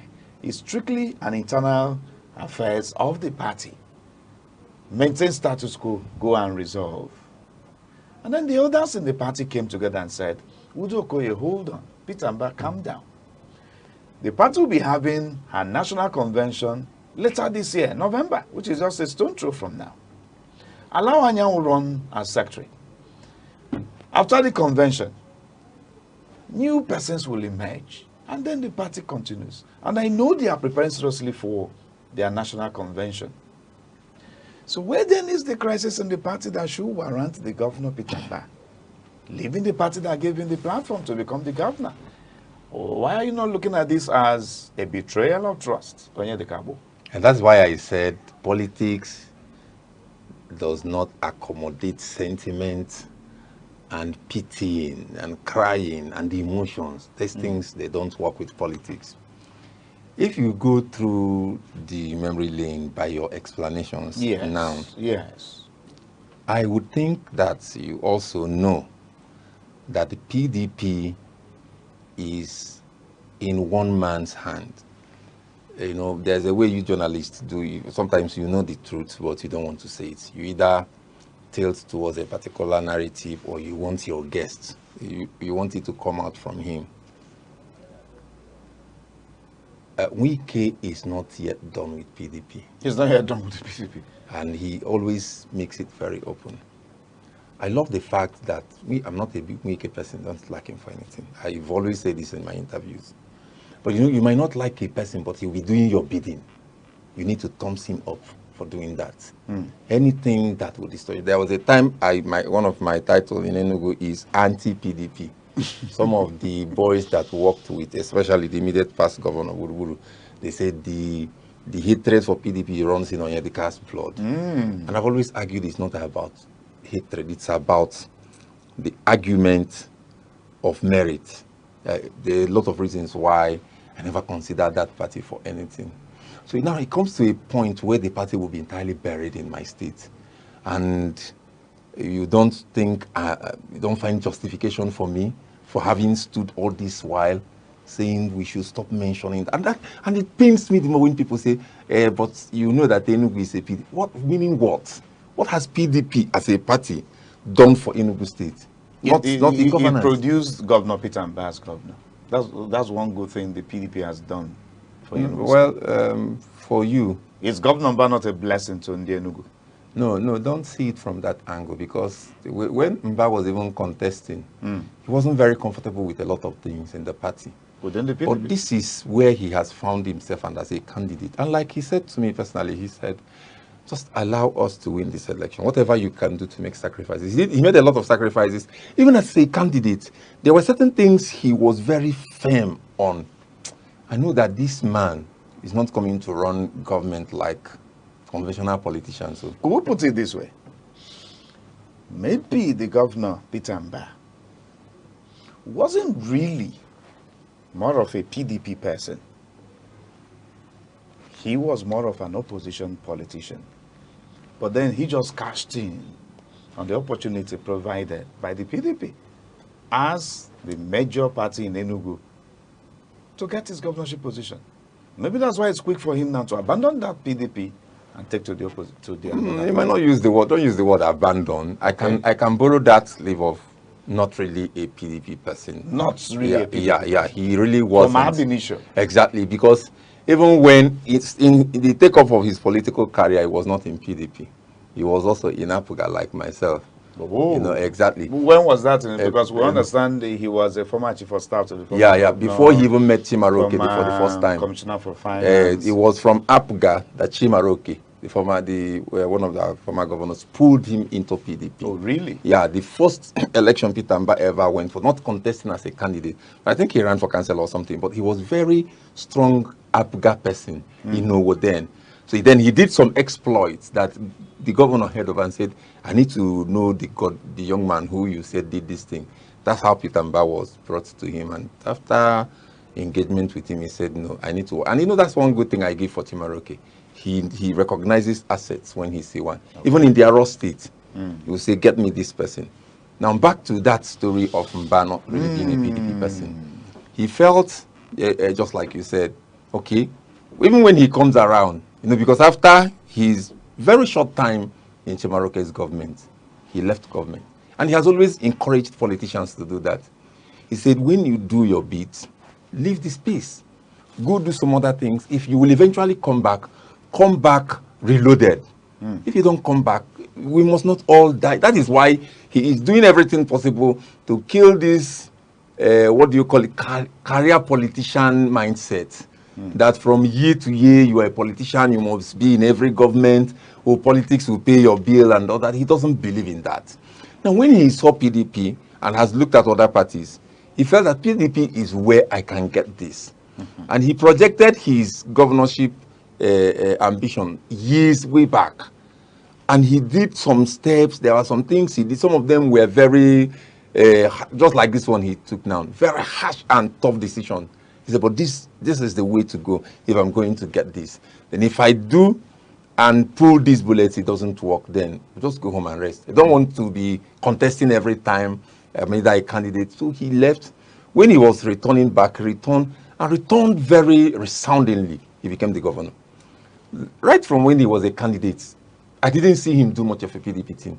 You know that even when he entered, when he became sworn in as a governor, he wasn't really doing so much in party fanfares.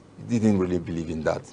Now, when he eventually started his consultation about where to move in next, it's only wise that he gets into the All Progressive Congress ruling party, because there's no other platform that has the potentials he will have in APC.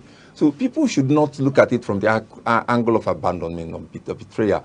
He would be doing himself more harm if he had actually remained in PDP to say, let's try out this. So for what reason? Do we agree that it's not necessarily out of the crisis in the PDP that he is leaving the PDP? No, let me tell you this thing about that crisis. Could we just say it's as a result of the fact that he was not really when originally a PDP person? When you have multiple politicians, when you have multiple indices pointing at the same direction. When I got into this place, there's something I mentioned that I say you people have it in large number. Okay. Now you can't say remove one and leave the other.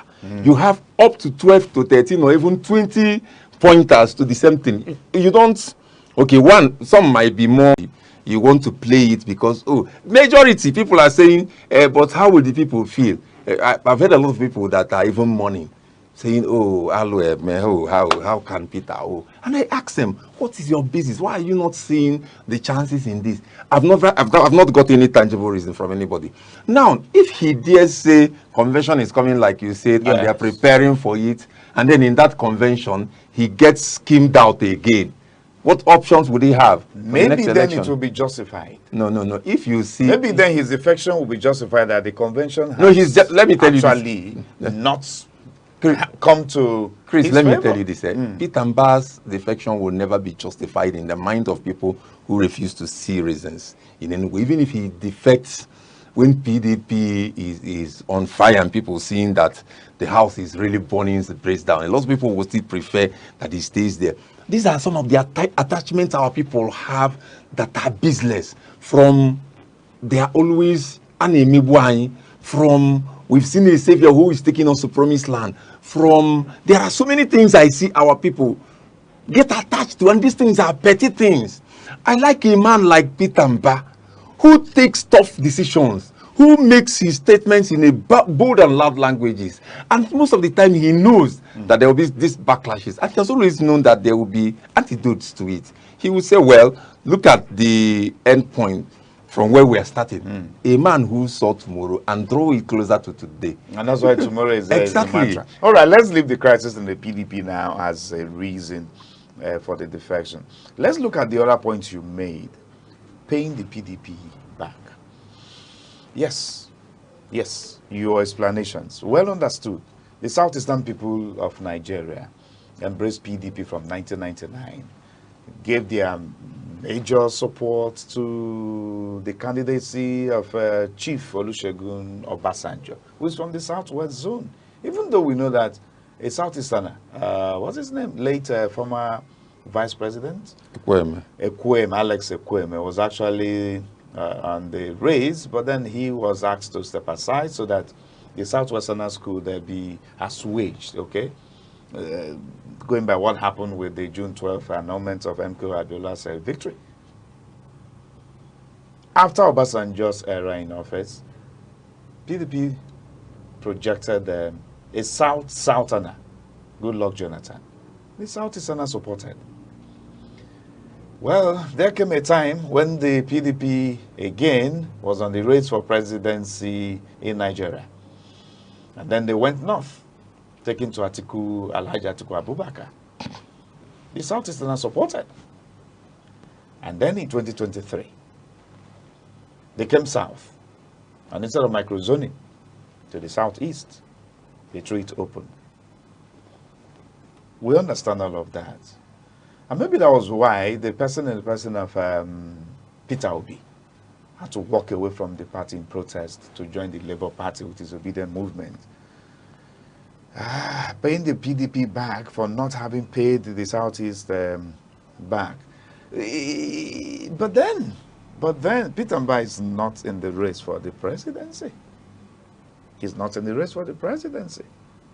So if we say it is time to pay the PDP back for not having favored the Southeasterners, does it connect?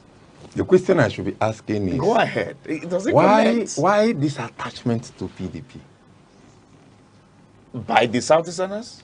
By everybody I've seen that is always drifting towards PDP. PDP is just a political party. Hasn't fared well with us. So done with it and get over it. So even from your question, yes, I can sense that attachment. So on behalf of my the people, personal attachment? On behalf of the people who are I'm attached, doing my job. I'm a broadcaster. I know now. So I know the facts. Do you find? So we need to bring out the facts. Do you have any reason why there should be an attachment at all?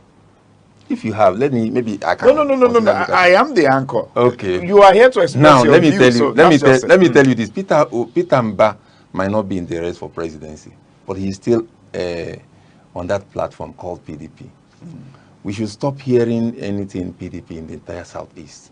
You should stop hearing anything that will help to crucify and bury the party. It's a welcome development. Why? Okay, let me ask you, why the much hate by you on the party PDP? How many times am I going to repeat it here? For shortchanging the Southeast. Is that you took your time now to call the geopolitical zones and the people we supported. It's my job. And they will say microzone it when the North actually tried to stop Jonathan from running. So he shouldn't even be made acting president. Eventually, he served, and then now he became the president to outlive the Yaradua's time. Now there will be another election. PDP said to make sure that Jonathan becomes the candidate, we are moving to the south and microzoning to the south-south. Okay. Can you tell me the reason why it got to the 2023 now became open? Well? Maybe because of the crisis. I'm not one of them. Maybe crisis in the party at the point. I'm now telling you because it is because of the selfishness of certain persons, certain individual, one man who must be president at all costs, who have been running and unfortunately will never rule this country. Is that Alhaji Atiku Abubakar? Yeah, exactly. We don't have any reason to start dangling and considering PDP and carrying it like a child that it's not.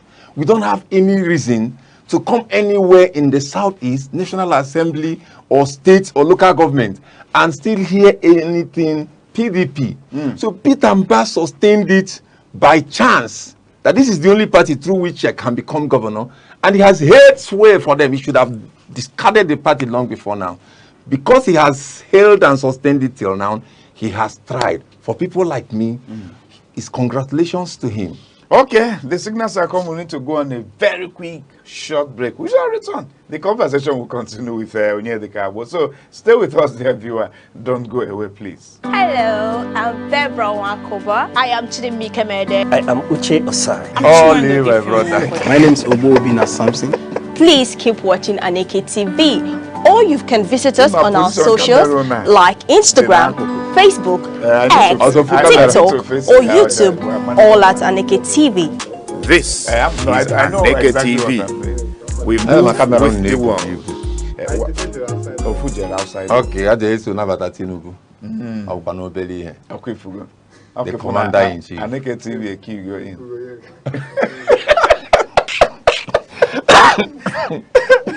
It's not making it. Hello, I'm Debra Wakoba. I am Chidimike Mede. I am Uche Osai. I'm Chiwendo Ifeanyi. My name is Obo Obina Samson. Please keep watching Aneke TV. Or you can visit us on our socials like Instagram, Facebook, X, TikTok, or YouTube, all at Aneke TV. This is Aneke. Hello, I'm Debra Wakoba. I am Chidimike Mede. I am Uche Osai. I'm Chiwendo Ifeanyi. My name is Obo Obina Samson. Please keep watching Aneke TV. Or you can visit us on our socials like I'm Debra Wakoba. I am Chidimike Mede. I am Uche Osai. I'm Chiwendo Ifeanyi. My name is Obo Obina Samson. Please keep watching Aneke TV. Or you can visit us on our socials like How he got to hear about it. All right then, if you are good to return with you to the show. Yes, of course. A lot of other conversations behind the camera. But then we are back with you on the show. Yes, quickly before the signals come for us to wind up. The last point on why you're giving thumbs up to this defection movement by the governor Peter Mbah to the APC. You said connecting to the center. Connecting to the center. We've always known that the governor Peter Mbah has had good relationship with Mr. President Bola Ahmed Tinubu. I wouldn't know if it's something outside the political corridors, maybe business relationship, but then we understand that Bola Ahmed Tinubu actually has a one-on-one good relationship with the governor, His Excellency Dr. Peter Mbah. He was here January 2024, if I'm not mistaken. And that should be the first state he'll be visiting outside Lagos, which is his area, his state base. He came to Enugu, despite Peter being a PDP governor. I think he's really connected. Does he really need to leave the PDP for the APC for this connection when he's really connected? You know, then again, I will say, I know you know the answer, but because you're an anchor, you want to help your viewers to understand better. the personal relationship he has with the president does not translate to the party activities and governance structure.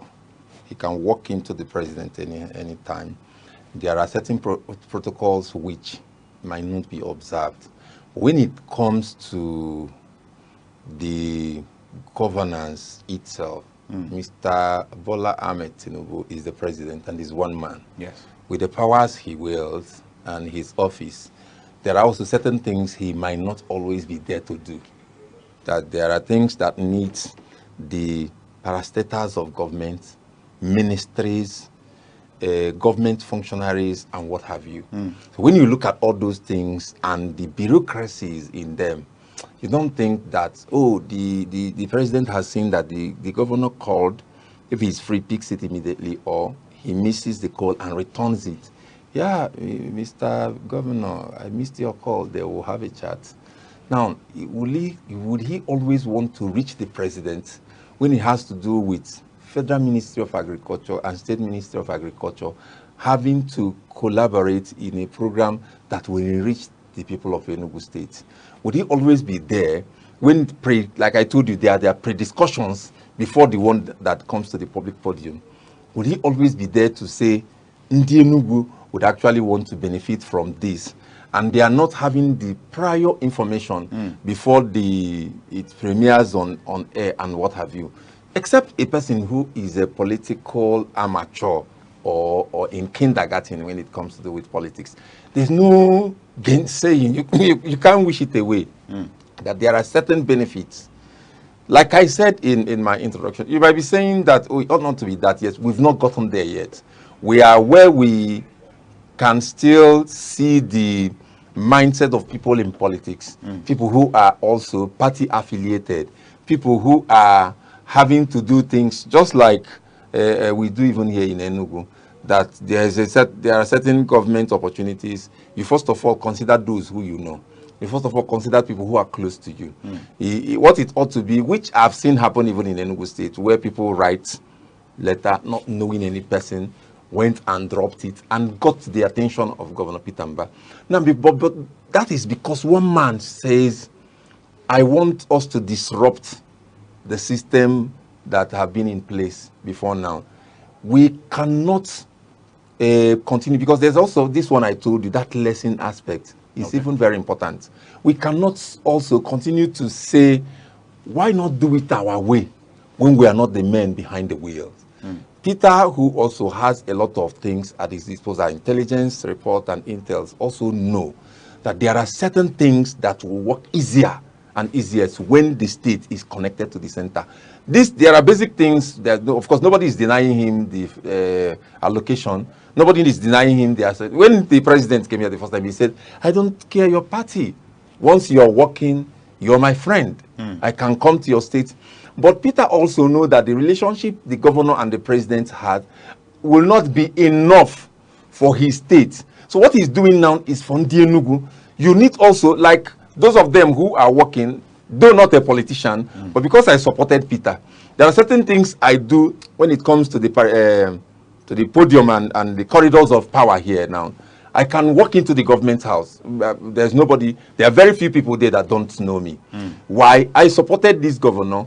Despite being an activist and a critic, they know that I will not come to a public media now and start slicing Peter Mba like Okazi leaf. What if it's on the positive note that you're criticizing him? No, that is the point I'm trying to make now. Is that because I have access, if I can't reach him, maybe I can reach Chief of Staff, maybe I can reach SSG, maybe I can reach some of his media aides. So why sit somewhere to start saying, oh, I think I have a problem with this or that? Meanwhile, of course, we know that he's a performing governor. So, but despite performing, there could be one or two things that will raise concern.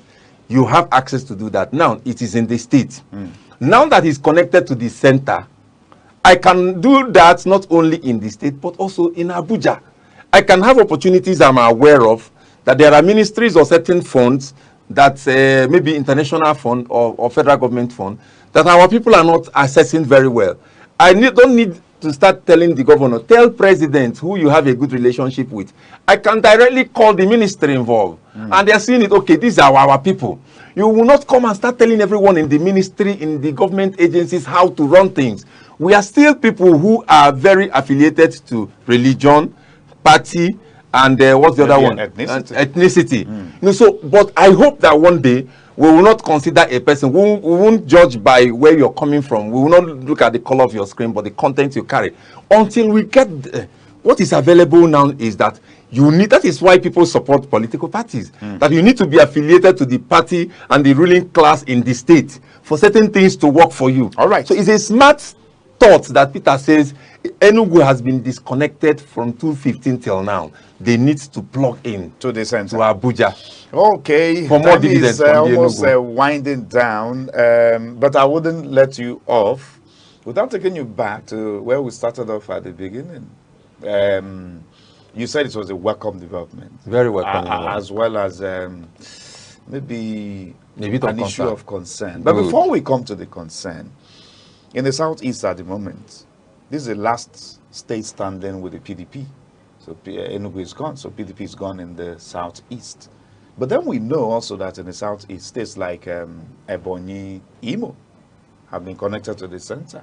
I don't think anything marvelous has actually happened in these states. I don't know. No, you won't say. Know. Yeah, you won't say that. So, before you say that, you have to be in those states. I don't know if the connection of Enugu to the center is going to be different from the experience Definitely. of Imo, These two Ebonyi. states you mentioned, which of them is running like Enugu now? Running in terms of what? In terms of development. Well, massive infrastructural development, resuscitation of moribund government projects. I know the saying that smart says schools, smart green get schools. from each according to ability and give to each according to need. So it varies. So that is why I know that this connection of Ndi Enugu to the center will definitely be different. Wonderful. Even though I think those other states are having benefit maybe you're not aware of. Okay. But definitely because we have a smart governor who is building smart city, smart school, there's going to be a smart connection from the center for us. And it's the hope of Ndi Enugu, as a matter of fact. Definitely. So in the next 1 minute, what is that concern about his joining the APC? Okay, the concern is this overstretched, long-lasting perception of hate by the entire Southeast, then also in the hate on the APC of the party. Because a lot of people see it, they demonize the party. They look at it like, oh, I've been trying to ask, and I'm also putting it out for the viewers of Aneke TV. Please convince me why APC should be demonized in the Southeast. I haven't found any reason. That's why I said it's baseless and unjustifiable. And on that reason, I say that it's good that Peter Mba has taken the bull by the horn. Those who are pained, those who are sad, it will take time for them to walk over it, to understand that we don't need attachment to a party. We need attachment to a man, to a leader who is visionary and performing like our governor, who is trying to take Enugu to the highest level where we won't be competing with states in Nigeria or Africa. His target is even in the Western world. So it's an encouragement for us to support the governor. If you are pained, like a lot of people have spoken to, it's a time to tell you, out of love, let that pain heal with time. But understand that we don't need party. We don't really need to get so much attached to party. We need to be attached to a leader who is performing, and gave him that full support for him to know that acceptability of Ndi Enugu is not because of PDP. It's actually because he's performing. So that in the next 6 to something years now that he has, because definitely he's coming back in 2027, he will even refire on. Because when you tell a person who is doing well, keep it up, it's an encouragement to do more. We need to thank the governor for taking this bold step, and we need all to join him so that Enugu will continue to be on the rise. All right. Well said. Well said. Okay, so you heard from him. Is a passionate appeal to Ndi Enugu, especially the loyalists of the party, PDP, to please, will I say take heart? Take heart and then try to give your support. I try to to the heal. Yes. So that's the appeal coming from him. Well, before we go, good. I am trying to look beyond the governor's second tenure in office. you just rightly said, he's going to do his second term. Perhaps you may look with me into the future. Do you think the governor is looking beyond second tenor? Do you think he's looking beyond Enugu and is looking at Nigeria? Do you think the governor may be nursing some maybe future political ambition of governing Nigeria? And maybe that's why he feels the APC would be a better platform for him. Beyond Enugu now. And in all honesty, if you know Peter Mba very well, he's a man who doesn't get distracted very easily with certain... Well, he's a man who plans ahead. Of course. You do know Peter has, if we get it right after his 8 years, he has what he called the 20-year master plan for Enugu. So which means if he stops after 8 years, whoever takes over from him, whatever other visions you come with, please do not lose certain tracks on this one. Now, if he eventually, by the time he gets back to the south, and if we succeed in getting it to the southeast, and he is considered to run, it won't be an oversized desire, because he really deserves it. But Peter is giving himself task, and for now, he's interested in Enugu.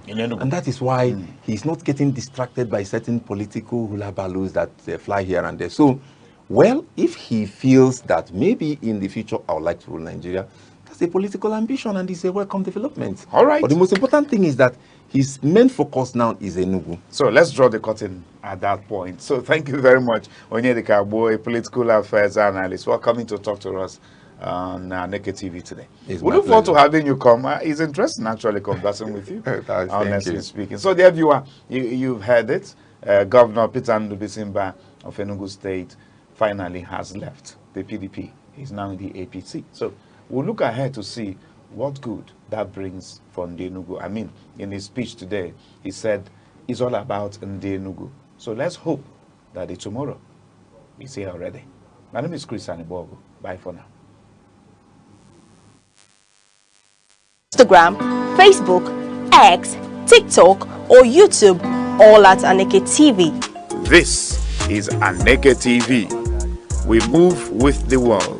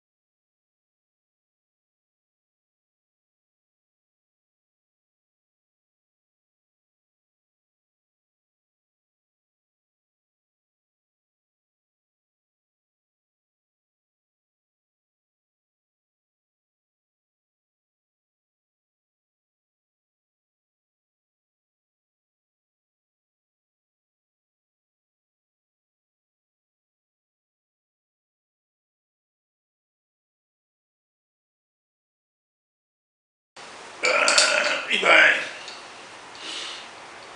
Ekele mu. Ojo kwani eji gondo. Ndo ana atoka. Onya na nke nya no na awo. Ibai adino. Ogologo ndo. Aruike.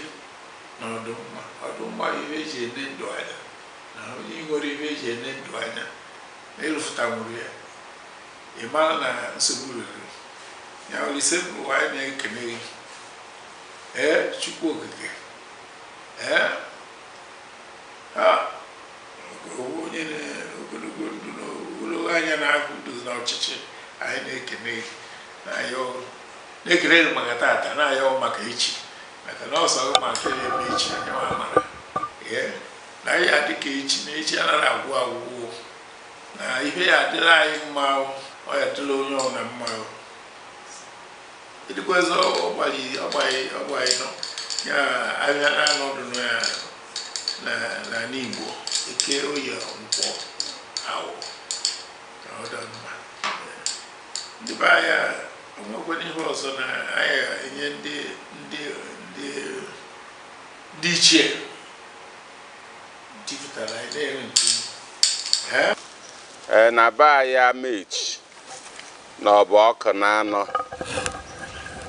anyị adawo aga ọjị a na-awa ha abịa ji na ọjị na-eke ịkya na a na-agụ ya a na-ejide ọjị na-eka nri ana m erachi ihe kere ihe na ihe wara ihe Chineke nna kere enu ke anụ m akpọkụ ndị ezigbo mmadụ niile nọchawọrọ ndụ na amechi ọkụ na anọ na anụ ọkụ na anọ na anụ Nkanụ na anụ Nta Egbe na-ese na anụ Enugu steeti na-asị biko na ọ bụ ha metere ihe ọma ka anyị na-asị ha gbadata ha bịa tara ọjị anyị na-asị eke ka eke ketere anyị ihe ọma anyị na-asị ahwọ ka ahwọ ghọtara anyị ihe ọma anyị na-asị nkwọ ka nkwọ kwọtara anyị ihe ọma anyị na-asị orie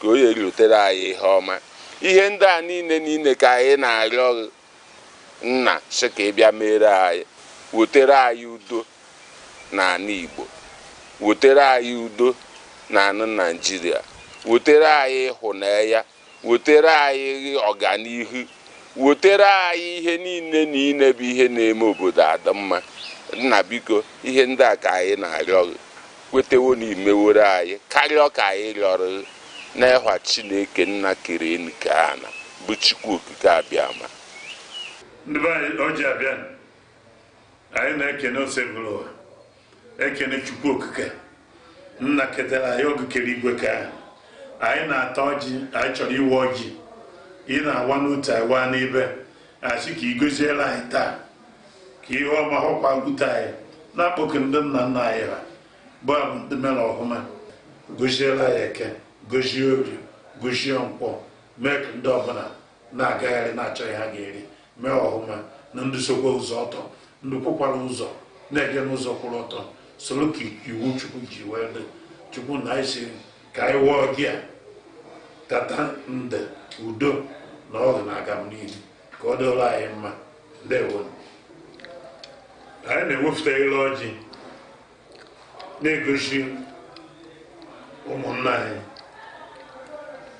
okenye na-awa ọjị ndị ọzọ na-awa ọjị na-ele enye ile ọjị nsọfụrụ maka na ebe a ọ na ile ọjị a ka eji ama eziokwu iweta ọjị onye ọzọ na-asa ile ọ ga-eji na-ekwu eziokwu onye sara ile weta ile ọjị were na-ekpe ekpere were na-aga ọhụụ ọ ga-ekwuneta eziokwu ọjị a anyị na-enye nsọfụrụ ọjị lụọ ịnọ otu a ata ya o ruo ise atakwa ya mana o bido ruo na asaa ịma na ị ga-egbu anụ ị ga-egbu ọkụkọ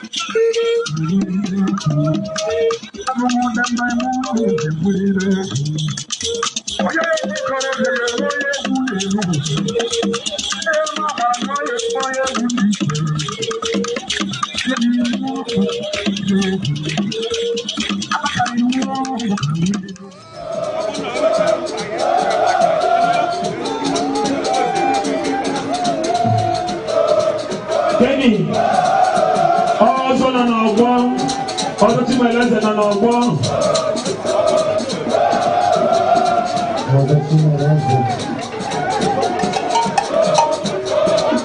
Ijele being on our one, Ijele.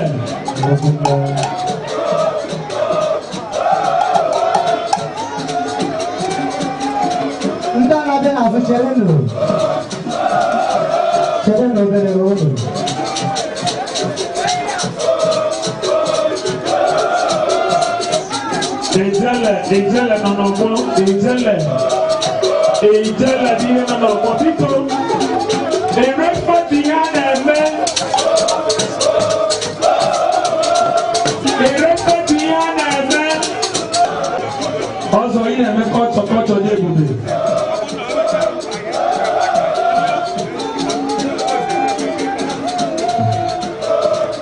Kenny, also on our one, also to my lesson on our one.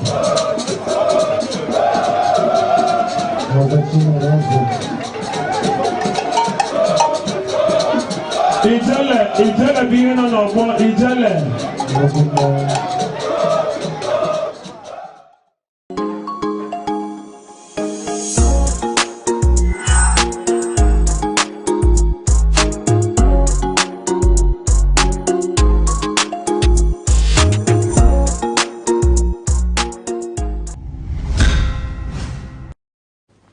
Good morning and thank you for joining us today. Hello, I'm Debra Wakoba. I am Chidimike Mede. I am Uche Osai. I'm Chiwendo Ifeonwankwe. My name is Obo Obina Samson. Please keep watching Aneke TV, or you can visit us on our socials like Instagram, Facebook, X, TikTok, or YouTube, all at Aneke TV. This is Aneke TV. We move with the world.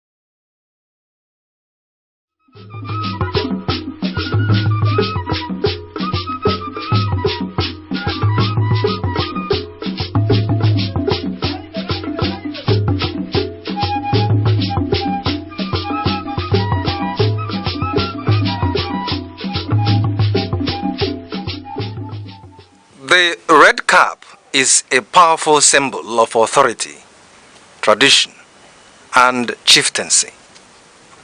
It signifies leadership, cultural identity, and a connection to the ancestors.